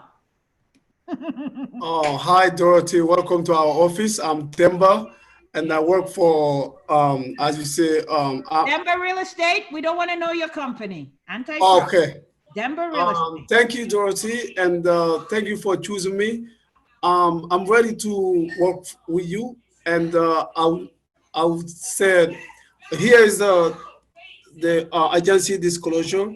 By opposing your signature here, you acknowledge that I will be your agent. No, absolutely not. Where is Philomena? Help me out, girl. No way. You can mute yourself, sir. Miss Stern, where's Philomena? Did she disappear? Did she leave me? You unmute yourself. Okay. Girl. Come on. Yes, ma'am. Okay, Dorothy, before we start anything else, I just want to let you know that New York State, New York State requires that I go over the disclosure law with you in reference to how you will be represented. There are different ways you can be represented, and I will go over them with you. And then I'll go into, the different, the buyer representing them, and that's how I would like to represent them. But there's also the seller, the broker. Then there's dual agent, and there's two different types of dual agency. Okay. Now, let me tell you while the rest of you got big fat nose before we even got you. You didn't even explain the different types. Yeah. You have to. The law requires that you explain to me that I have an option on how you and I can work together. I don't automatically become your client because that's what you would like to do. You let me know I have choices in how we work together, meaning I can work with you as a customer. I don't get anything from you. Basically, what I tell you, you're going to repeat verbatim to somebody else. Or I can work with you as your agent. And then guess what? Everything you tell me stays here. You need to explain it to me so that I have options. When you immediately jump to, well, Dorothy, I'm going to be working for you. I'm like, no, you did that's why when you look at the agency disclosure form, there are, was it 5 or 4 explanations that need to be done. If they only wanted you to say, I'm your agent, they would have given you 1. So because there's more than 1, you need to explain to me what they do and how they are not going to benefit me if I don't hire you to look out for me. So you need to let me know. I need to give you my trust. I need to rely on you to do the best possible job. And I need to look to you for guidance. When you use big words like fiduciary, common man may not know what it is. So you need to bring it down to brass nonsense. Like, if you tell me what you want, I will keep your confidence. I will work in your best interest. I will do a market analysis for you. I will guide you through the process and hopefully get you to the end result of you bought a home and you're happy with it. So our agency disclosure form covers a lot of things. I'm going to put up a quick PowerPoint we're just going to talk about briefly, but a couple of things were mentioned here. Dual agency, how does that come about? Dual agents. How do you become a dual agent here? Representing both sides. You're representing both sides. So there's Is no it, Linda, is it true representation or facilitating the transaction? Which is it? facilitating the transaction because you're not really representing them 100% on either side. It's split. So the whole point is, what do I get? Thanks, Linda. I'm gonna go pick on somebody else here. Roberta, Miss Feinberg, you know, what do I get if you, my agent, now get in a dual agency situation? First of all, listen to the question, how does that come about? And secondly, what do I get? I think it comes about when you're showing a home or a condo to a buyer who the agency has the listing. In other words, they have the actual listing, and your buyer wants to see that particular listing that's listed with your office. So you can explain to them that I can work with you, but my fiduciary is to the seller. So why am I working with you now? Because I feel that I'm honest and trustworthy, and whatever I can disclose, I will, and whatever I can't, I won't. So now what do you mean by your fiduciaries to the seller? Assuming I'm just a my buyer. obligation. No. Go ahead. My obligation to the seller. So now question, just so I understand this, because you are in an office where the listing is, you automatically are in a dual agency capacity? Right. Okay, so now I just want to make sure, because sometimes we get into discussions and that's confusing. So I come to your office, I want to see a property listed in your office, you're automatically in a dual agency capacity. Your discussion with me is to tell me that, well, by working with you, I get nothing, because your oath here is to look out for the best interest of the seller. Right, but I do have a certain amount of obligation to the buyer also. What are the obligations to a buyer based on the code of ethics? It's zippity-doo, but honesty. Honesty, yeah, honesty. So why would I work with you again? Because somebody told you how wonderful of an agent. Outstanding answer. Thank you. Now let's go here. Jean. Thank you. Jean. Okay, so we have this dual agency situation, and let's assume that now, forget before dual agency, I'm just your buyer client, okay? We've been looking for property. It's been 2 months. We've bonded. We've had tea. We've had dinner. I've met the family. I know about your backaches, everything. I know everything about you. So now, all of a sudden, you have the opportunity to put a home on the market that is perfect for me. Realize you and I have been working together now for 2 months. I'm your buyer client and we have a relationship. All of a sudden, a seller contacts you, wants to put on the home on the market that is perfect for me. How would you handle this situation? That's going to make me happy.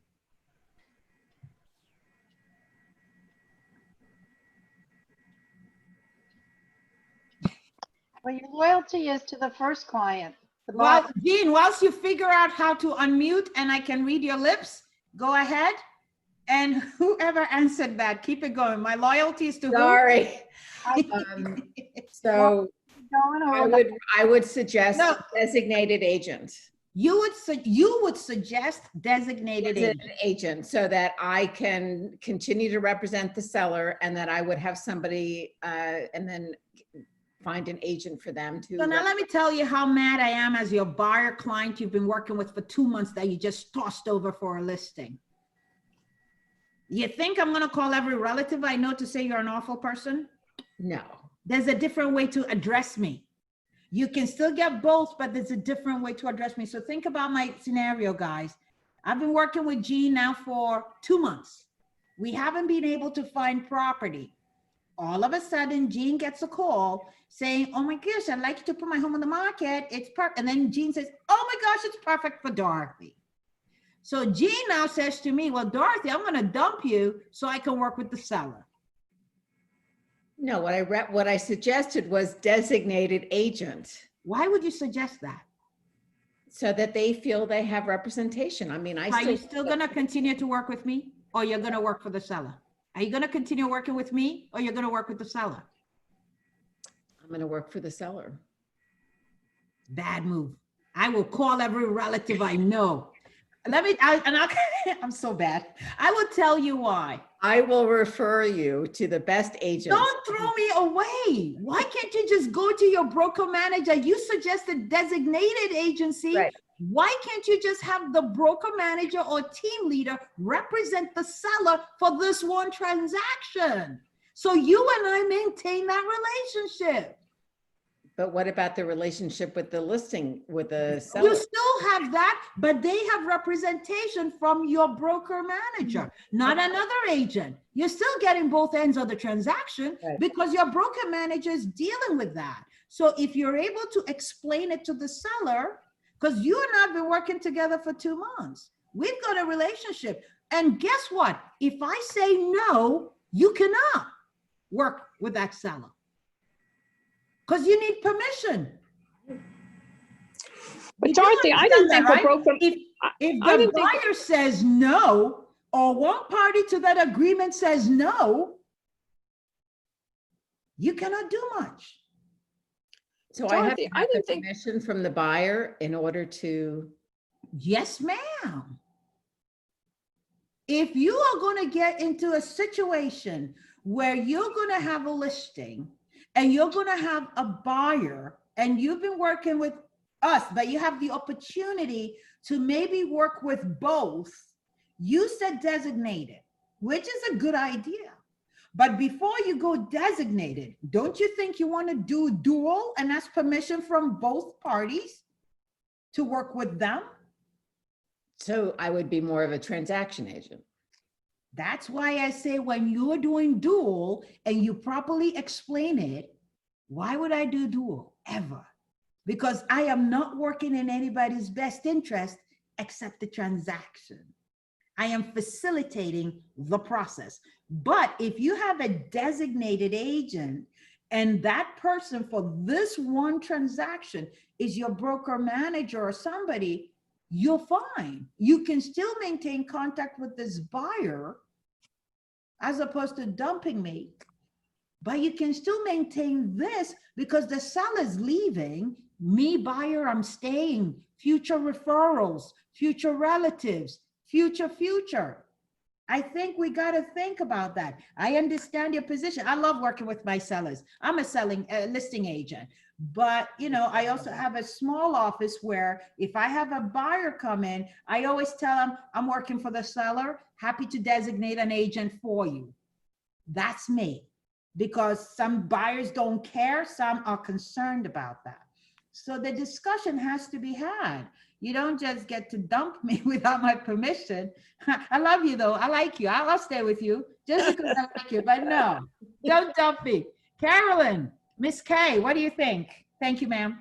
Thank you for being a good sport, Jen. Go ahead. Carolyn, what do you think? As far as what if I came into your office, we needed to talk about the disclosure form. And we know that we have to at least have the discussion in order to get us to an understanding. We've already had the fact that it shows up when it's substantive contact. We are discussing something, you know, monies, what we're looking to buy, gets into an in-depth discussion.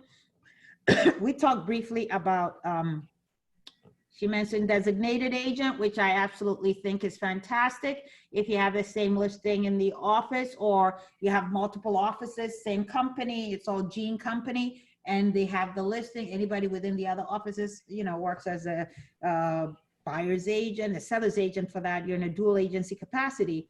How does that help you in terms of explaining to a buyer? If I come to you, you have the listing, you say, Dorothy, you know, I can also work with you on this property together. How are you going to explain it to me so that I understand that I'm really not losing anything or I'm losing everything? So I would say, if you're a dual agent, what am I getting from you? Well, if I'm meeting you for the first time and you approach me about seeing my listing, I'm going to explain to you that I work for the seller, I've listed the property, and as a result of that, I'm happy to, have designate an agent in my office who I work with and trust to be able to represent you so that you have more proper representation. So, because I can't disclose information that my seller doesn't want me to disclose any more than I can disclose information about you that you don't want disclosed. So it just makes it a cleaner, easier. I'm sorry? Question for you. Who is designating the agent, guys? Who's designating the agent? You are? Well, if I've already assigned the listing and I'm designated to work for the seller, I would suggest an agent in my office. But I also say I would say to you, if you're not comfortable with that and you want to find another agent, I understand that for this transaction, but I'd be happy to work with you on other properties. This is a fundamentally important question, Jim. Who is designating that agent? Is it you? Broker. It's the broker. None of you get to designate unless you're a broker sitting here. None of you guys. You just gave away money. I don't know how it is in your offices now. Thank you, Jim. The broker is the one who designates anybody in that office, because I, as the broker, have to maintain control of what's going on. When my agents start picking and setting agents with whom they are going to work on property, that could potentially be divisive. But more importantly, I don't know what's going on. Only the broker can. How does the commission work? Pardon me, ma'am? How does the commission works? I'm going to plead the fifth on that because you and your broker should discuss that. Okay, I got your point. Yes, Okay. ma'am. This is not the space, but frankly speaking. Fine, I got it. Okay, when we get in an area, go ahead, Hope. Did you have something? Or are you good? Okay, if we get into a situation where we have dual representation, there has to be full disclosure and all parties have to execute the document saying that, okay, we allow Carolyn to work with both of us. Carolyn, Caroline? Carolyn? All right. So we allow you to work with us. Yeah, unmute yourself. So for example, if I came to you and you had that listing, and then I'm a buyer who comes to you and says, I'd like to see that listing because it's with you. Because realize a lot of our buyers are now saying, I want to work with the listing agent. I get a lot of that. It's not like you're getting a deal. But how do you get about making sure the paperwork is executed, if there's any, correctly? How do you do that? If you're the listing agent, seller's already executed something. I'm a buyer coming in, then what? I would explain to them that I'm already representing the seller. I've signed up this listing. I've been working with them, and it's not in your best interest for me to represent both of you. And but that's your decision. My seller has already said they don't want me representing both sides. I would explain that to them, that if any one of the two of you does not want that kind of representation, then it doesn't happen. And I'd be happy to, well, now I would say I'm happy to speak with my manager and have him find a trusted agent for you to work with. I think you said a lot of things, but I'm going to think through that and come back with a response. Jacqueline, Miss Kimmel. Yes, ma'am. Unmute yourself. And that's okay, Miss Kay. Thank you. So what do you think? How would you handle that? You have the listing and the buyer walks in. How would you handle that? Well, let's say she came in, whether she came into my office or to my open house. It doesn't matter.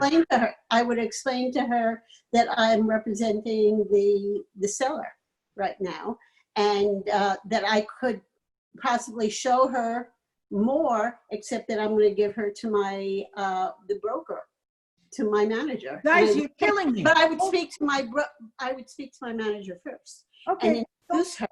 So what's the purpose of the disclosure form? What is the purpose of the disclosure form?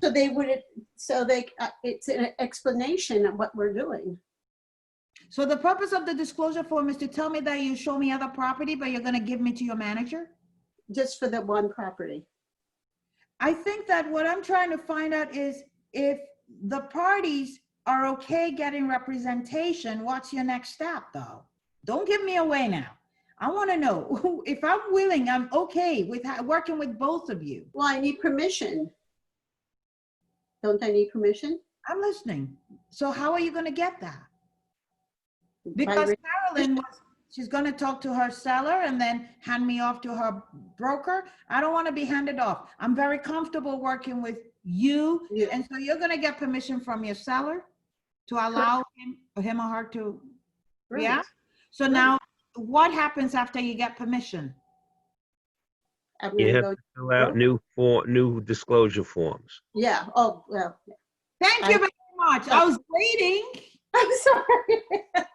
Yeah, they have to sign the disclosure form. You gotta sign the disclosure form saying that they give you permission to work with both parties, and that's great.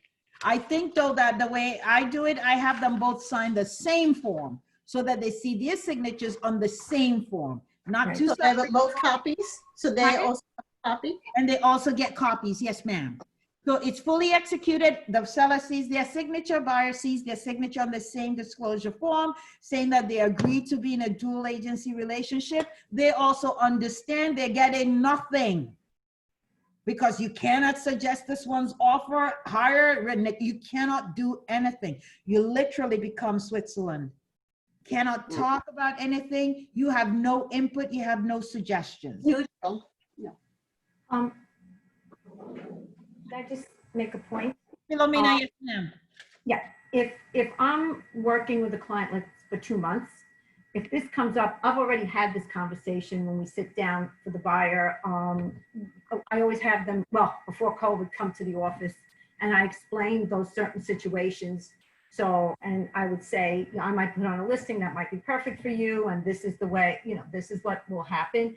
And also if, and then go into, and if they don't want, go into the, with designated agents. And also, if I'm showing you a listing and it happens to be my company listing, I will let you know that as well ahead of time so that you know the situation ahead of time. So you're kind of aware without being like a deer in headlights.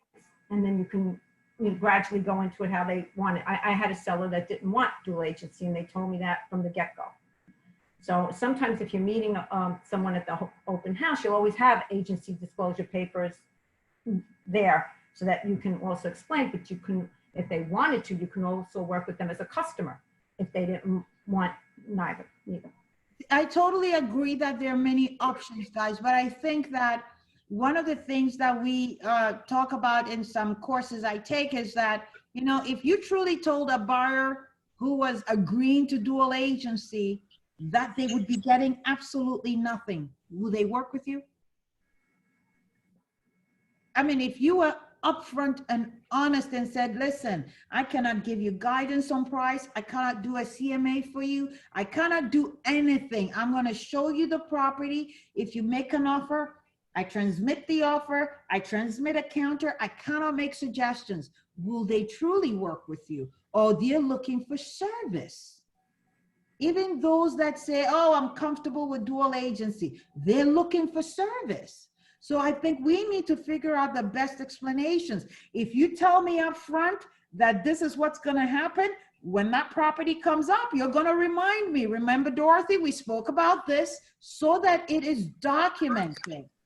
We need to make sure that we are properly putting the information out there and the buyer is understanding what we're doing. So I'm going to do a quick go through our agency disclosure. Not a lot is going to be done following with this. I'm just going to go through, obviously we covered the safe space. So I'm going to make this quick because when we have not too much time. The changes that came into play with regards to the agency disclosure.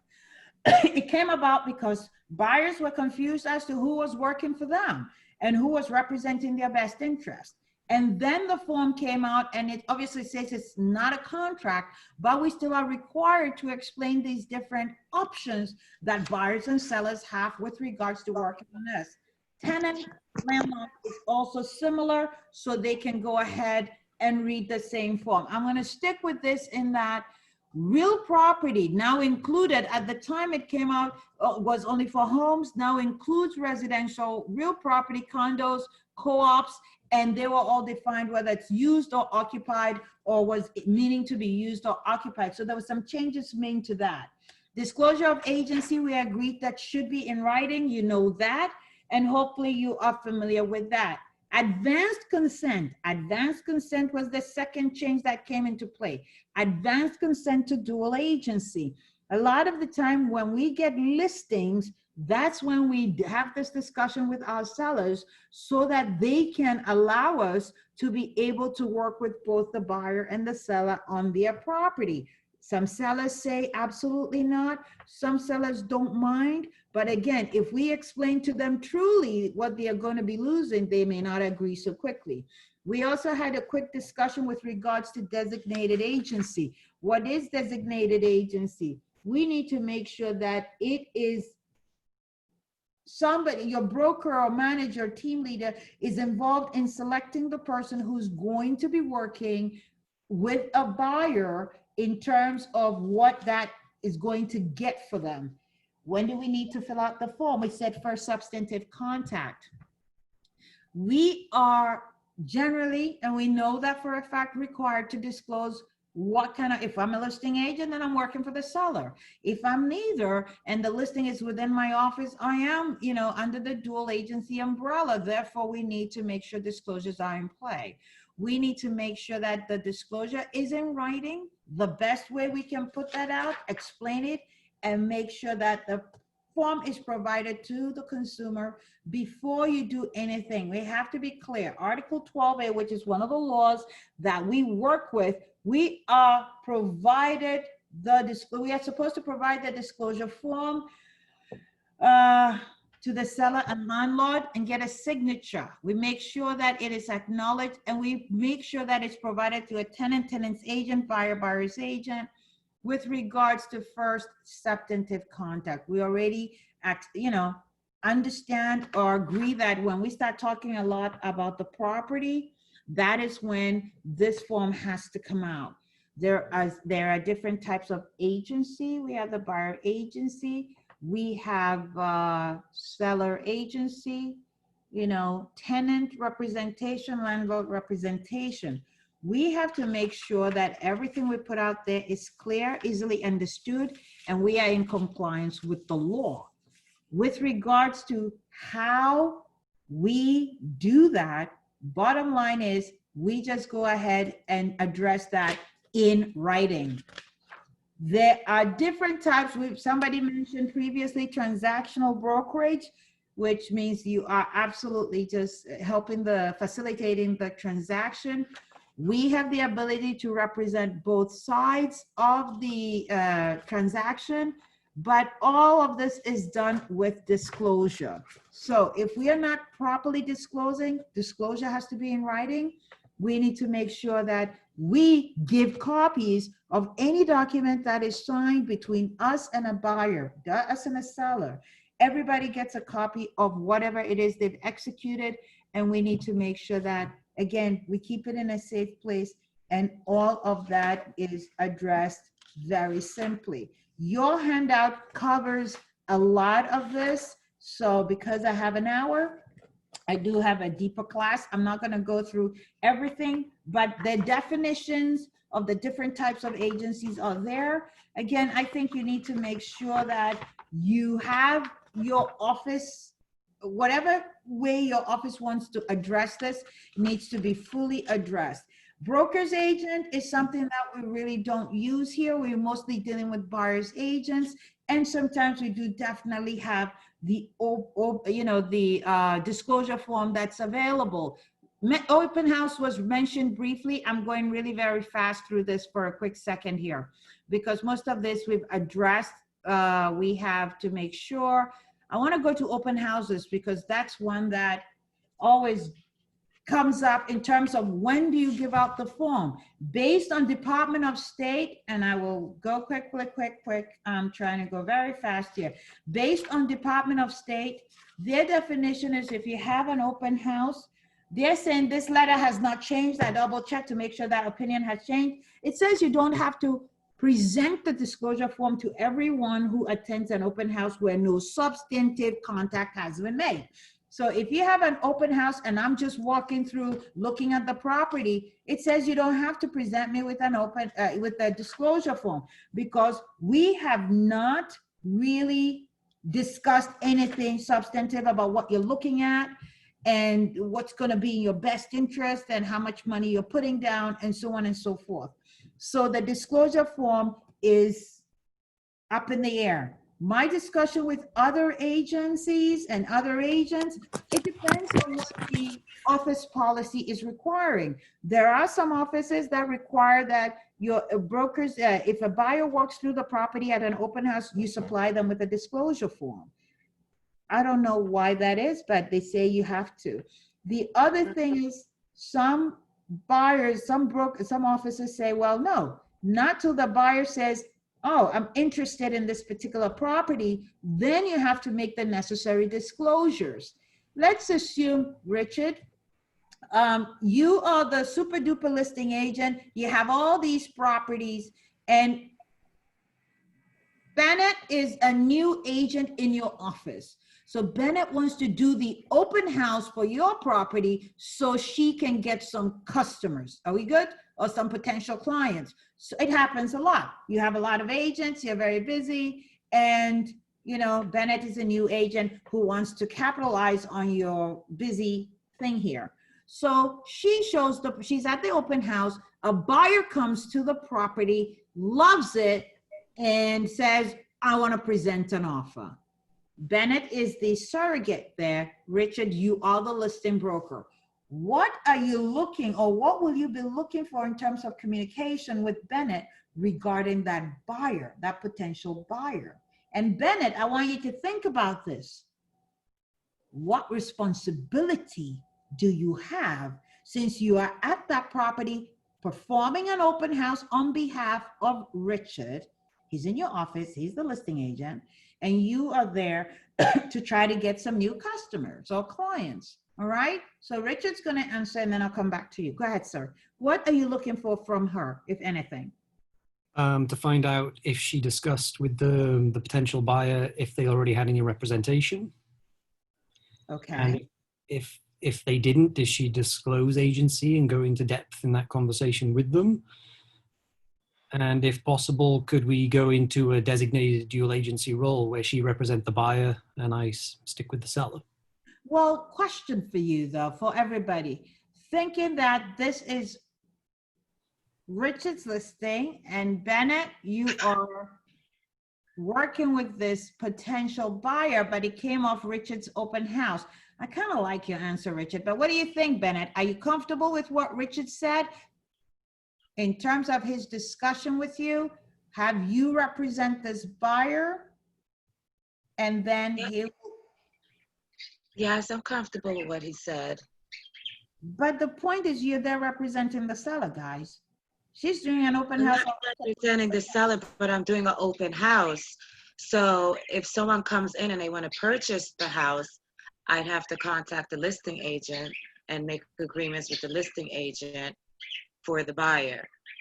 But at the time you are at that property, you're working for the seller. Right. Okay, You know, yeah. at So the if I time pick you're up a at that buyer, property, you are representing the seller.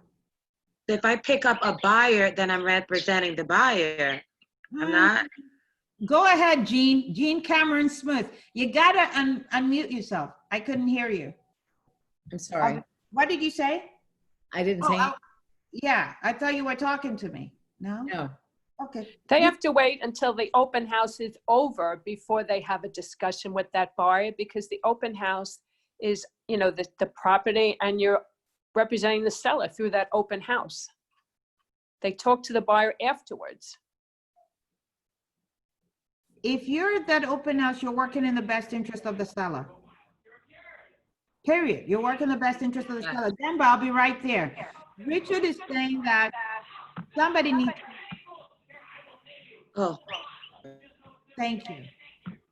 I guess it's a basic common sense that any buyer, potential buyer who shows up at the open house for the seller's agent to ask that buyer, that potential buyer, if he or she is already working with any other one. And then if so, if not, they can see how to, you know, move forward from there. And if yes, and that means that person will come next time with his or her agent. But asking any walking potential buyer if she or he is working with another agent is a common sense to me. Okay, I understand that, but the scenario is Richard is the listing agent. So in trying to help Bennett get new buyers and customers, his suggestion was that, yeah, I'll continue with work with my seller. You work in this designated agency role, but unless Richard is a broker here, he still has to talk to his managers or team leader to make sure they're involved and understand the process. Absolutely. And Richard can work it out with the agent, but compensation is being paid by the broker. So broker needs to make sure that's an agreeable situation. And seller has to allow that, because when Bennett was at that property doing that open house, she was working in the best interest of Richard and the seller. She cannot just up and change her role without full disclosure to the seller. Even if Richard's okay with it, he's not the one who matters. The seller is the one who has to give approval for that relationship to move forward. Talk to your broker managers about it. Make sure they're all understanding. I did a quick, fast one on agency. We have 9 minutes. Do we have any questions? Dorothy, I just had a question, because if I understand you, I think I've heard you say twice now that the broker manager can be part of a dual agency agreement. I didn't think that a broker manager could do that. The broker manager is already in dual. Is already in dual. I am a broker and I have my listings and I have my office is a dual agency office. So if, let's say, one of my agents is working with a buyer and they have developed a relationship, all of a sudden that agent has the opportunity to take a listing, my natural inclination is to say, I'm going to work with the seller for you. This way you continue this relationship with the buyer and there is no conflict. So I step in and automatically separate that so that I will be representing the seller. Any offers that come through, my agent will never see, so that in case she has that buyer who wants to put in that offer, maybe it'll be only that buyer, but I'm able to guide the seller in their offer presentation negotiations. And that agent is able to work only with her buyer. So I understand, you know, the dual agency with designated salespeople. I understand that. I guess my question was, I didn't know that the broker manager could act as one of the designated sales agents. I always act that way because my office is smaller. If I'm in a large office with 50 agents and I have a selection, then I can bring somebody else in, which means that, let's say I bring in Roxanne, who isn't, we're in this large office, and Roxanne comes in, I'm gonna work out some sort of a compensation or referral fee for Roxanne, right? So that Roxanne can get paid. If I'm in a smaller office and I am in that role, then if you are the agent who was supposed to get this listing and you're also working with the buyer, I get to pay you both ends of the deal. Okay. Yes? Right, yes, okay. There are different ways of making it work, but my thing is to maximize monies for my agents. So your office policy may dictate something else, but then you need to look at it and see if that's a possibility. But if I'm in an office this big with everybody here, I have agents to pick from. So I may, like I said, select Roxanne and say, listen, I'm going to pay your referral fee because we're just giving this away to you. This is the deal happening. We need to make the difference, you know, so that can be done. But again, it's all about the policy and procedure of your office. Right, okay. There. All right? Yeah. Okay, guys, do we have any more questions? You have 6 minutes. Vicky, where are we? We are good. We just finished up our first core day with, how many people did we have on? We had no idea. So that's fabulous. So I hope you all enjoyed it. Thank you very much. All will now receive 7.5 CE credits. And you will also get that 1 hour of legal, 3 hours of fair housing, 2.5 hours of ethical practice, and 1 hour of agency. So congratulations to all of you, and congratulations to Dorothy for being able to teach all that. Forget me, okay? Do I need to? Especially via Zoom. So bravo, Dorothy. I want to say thank you guys. Wait, I thank you guys. You allowed me. Forget me. You allowed me to beat up on you, make you bad, awful agents, and it was fantastic. And I thank you for the interaction and feedback. Thank you. All of you will also be receiving a Survey Monkey link tomorrow, probably in the morning. If you would just fill it out for us, that would be great, and submit it. We would appreciate it. And don't forget to check out hgar.com for their classes. We have a lot of Zoom classes going on, and we look forward to seeing you. Stay safe, have a great night, and thank you again, everybody. Thank you. How do we get the certification? It gets sent to the Department of State. So all you have to do is look on your education history on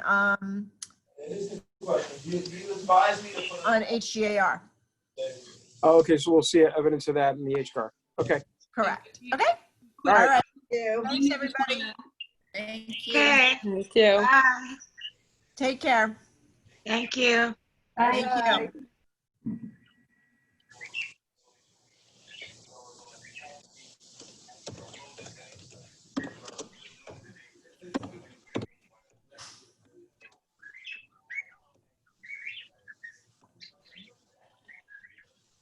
Vicky? Yes, Burnett. Oh, I just want to make sure you don't forget me, what we talked about earlier. Yep, we're all set. Okay. All right. Thank you. Goodbye. All Have a right. good day. Take care. You too. Bye, everybody. I'm going to end the meeting for everyone right now. Take care. Have a good night.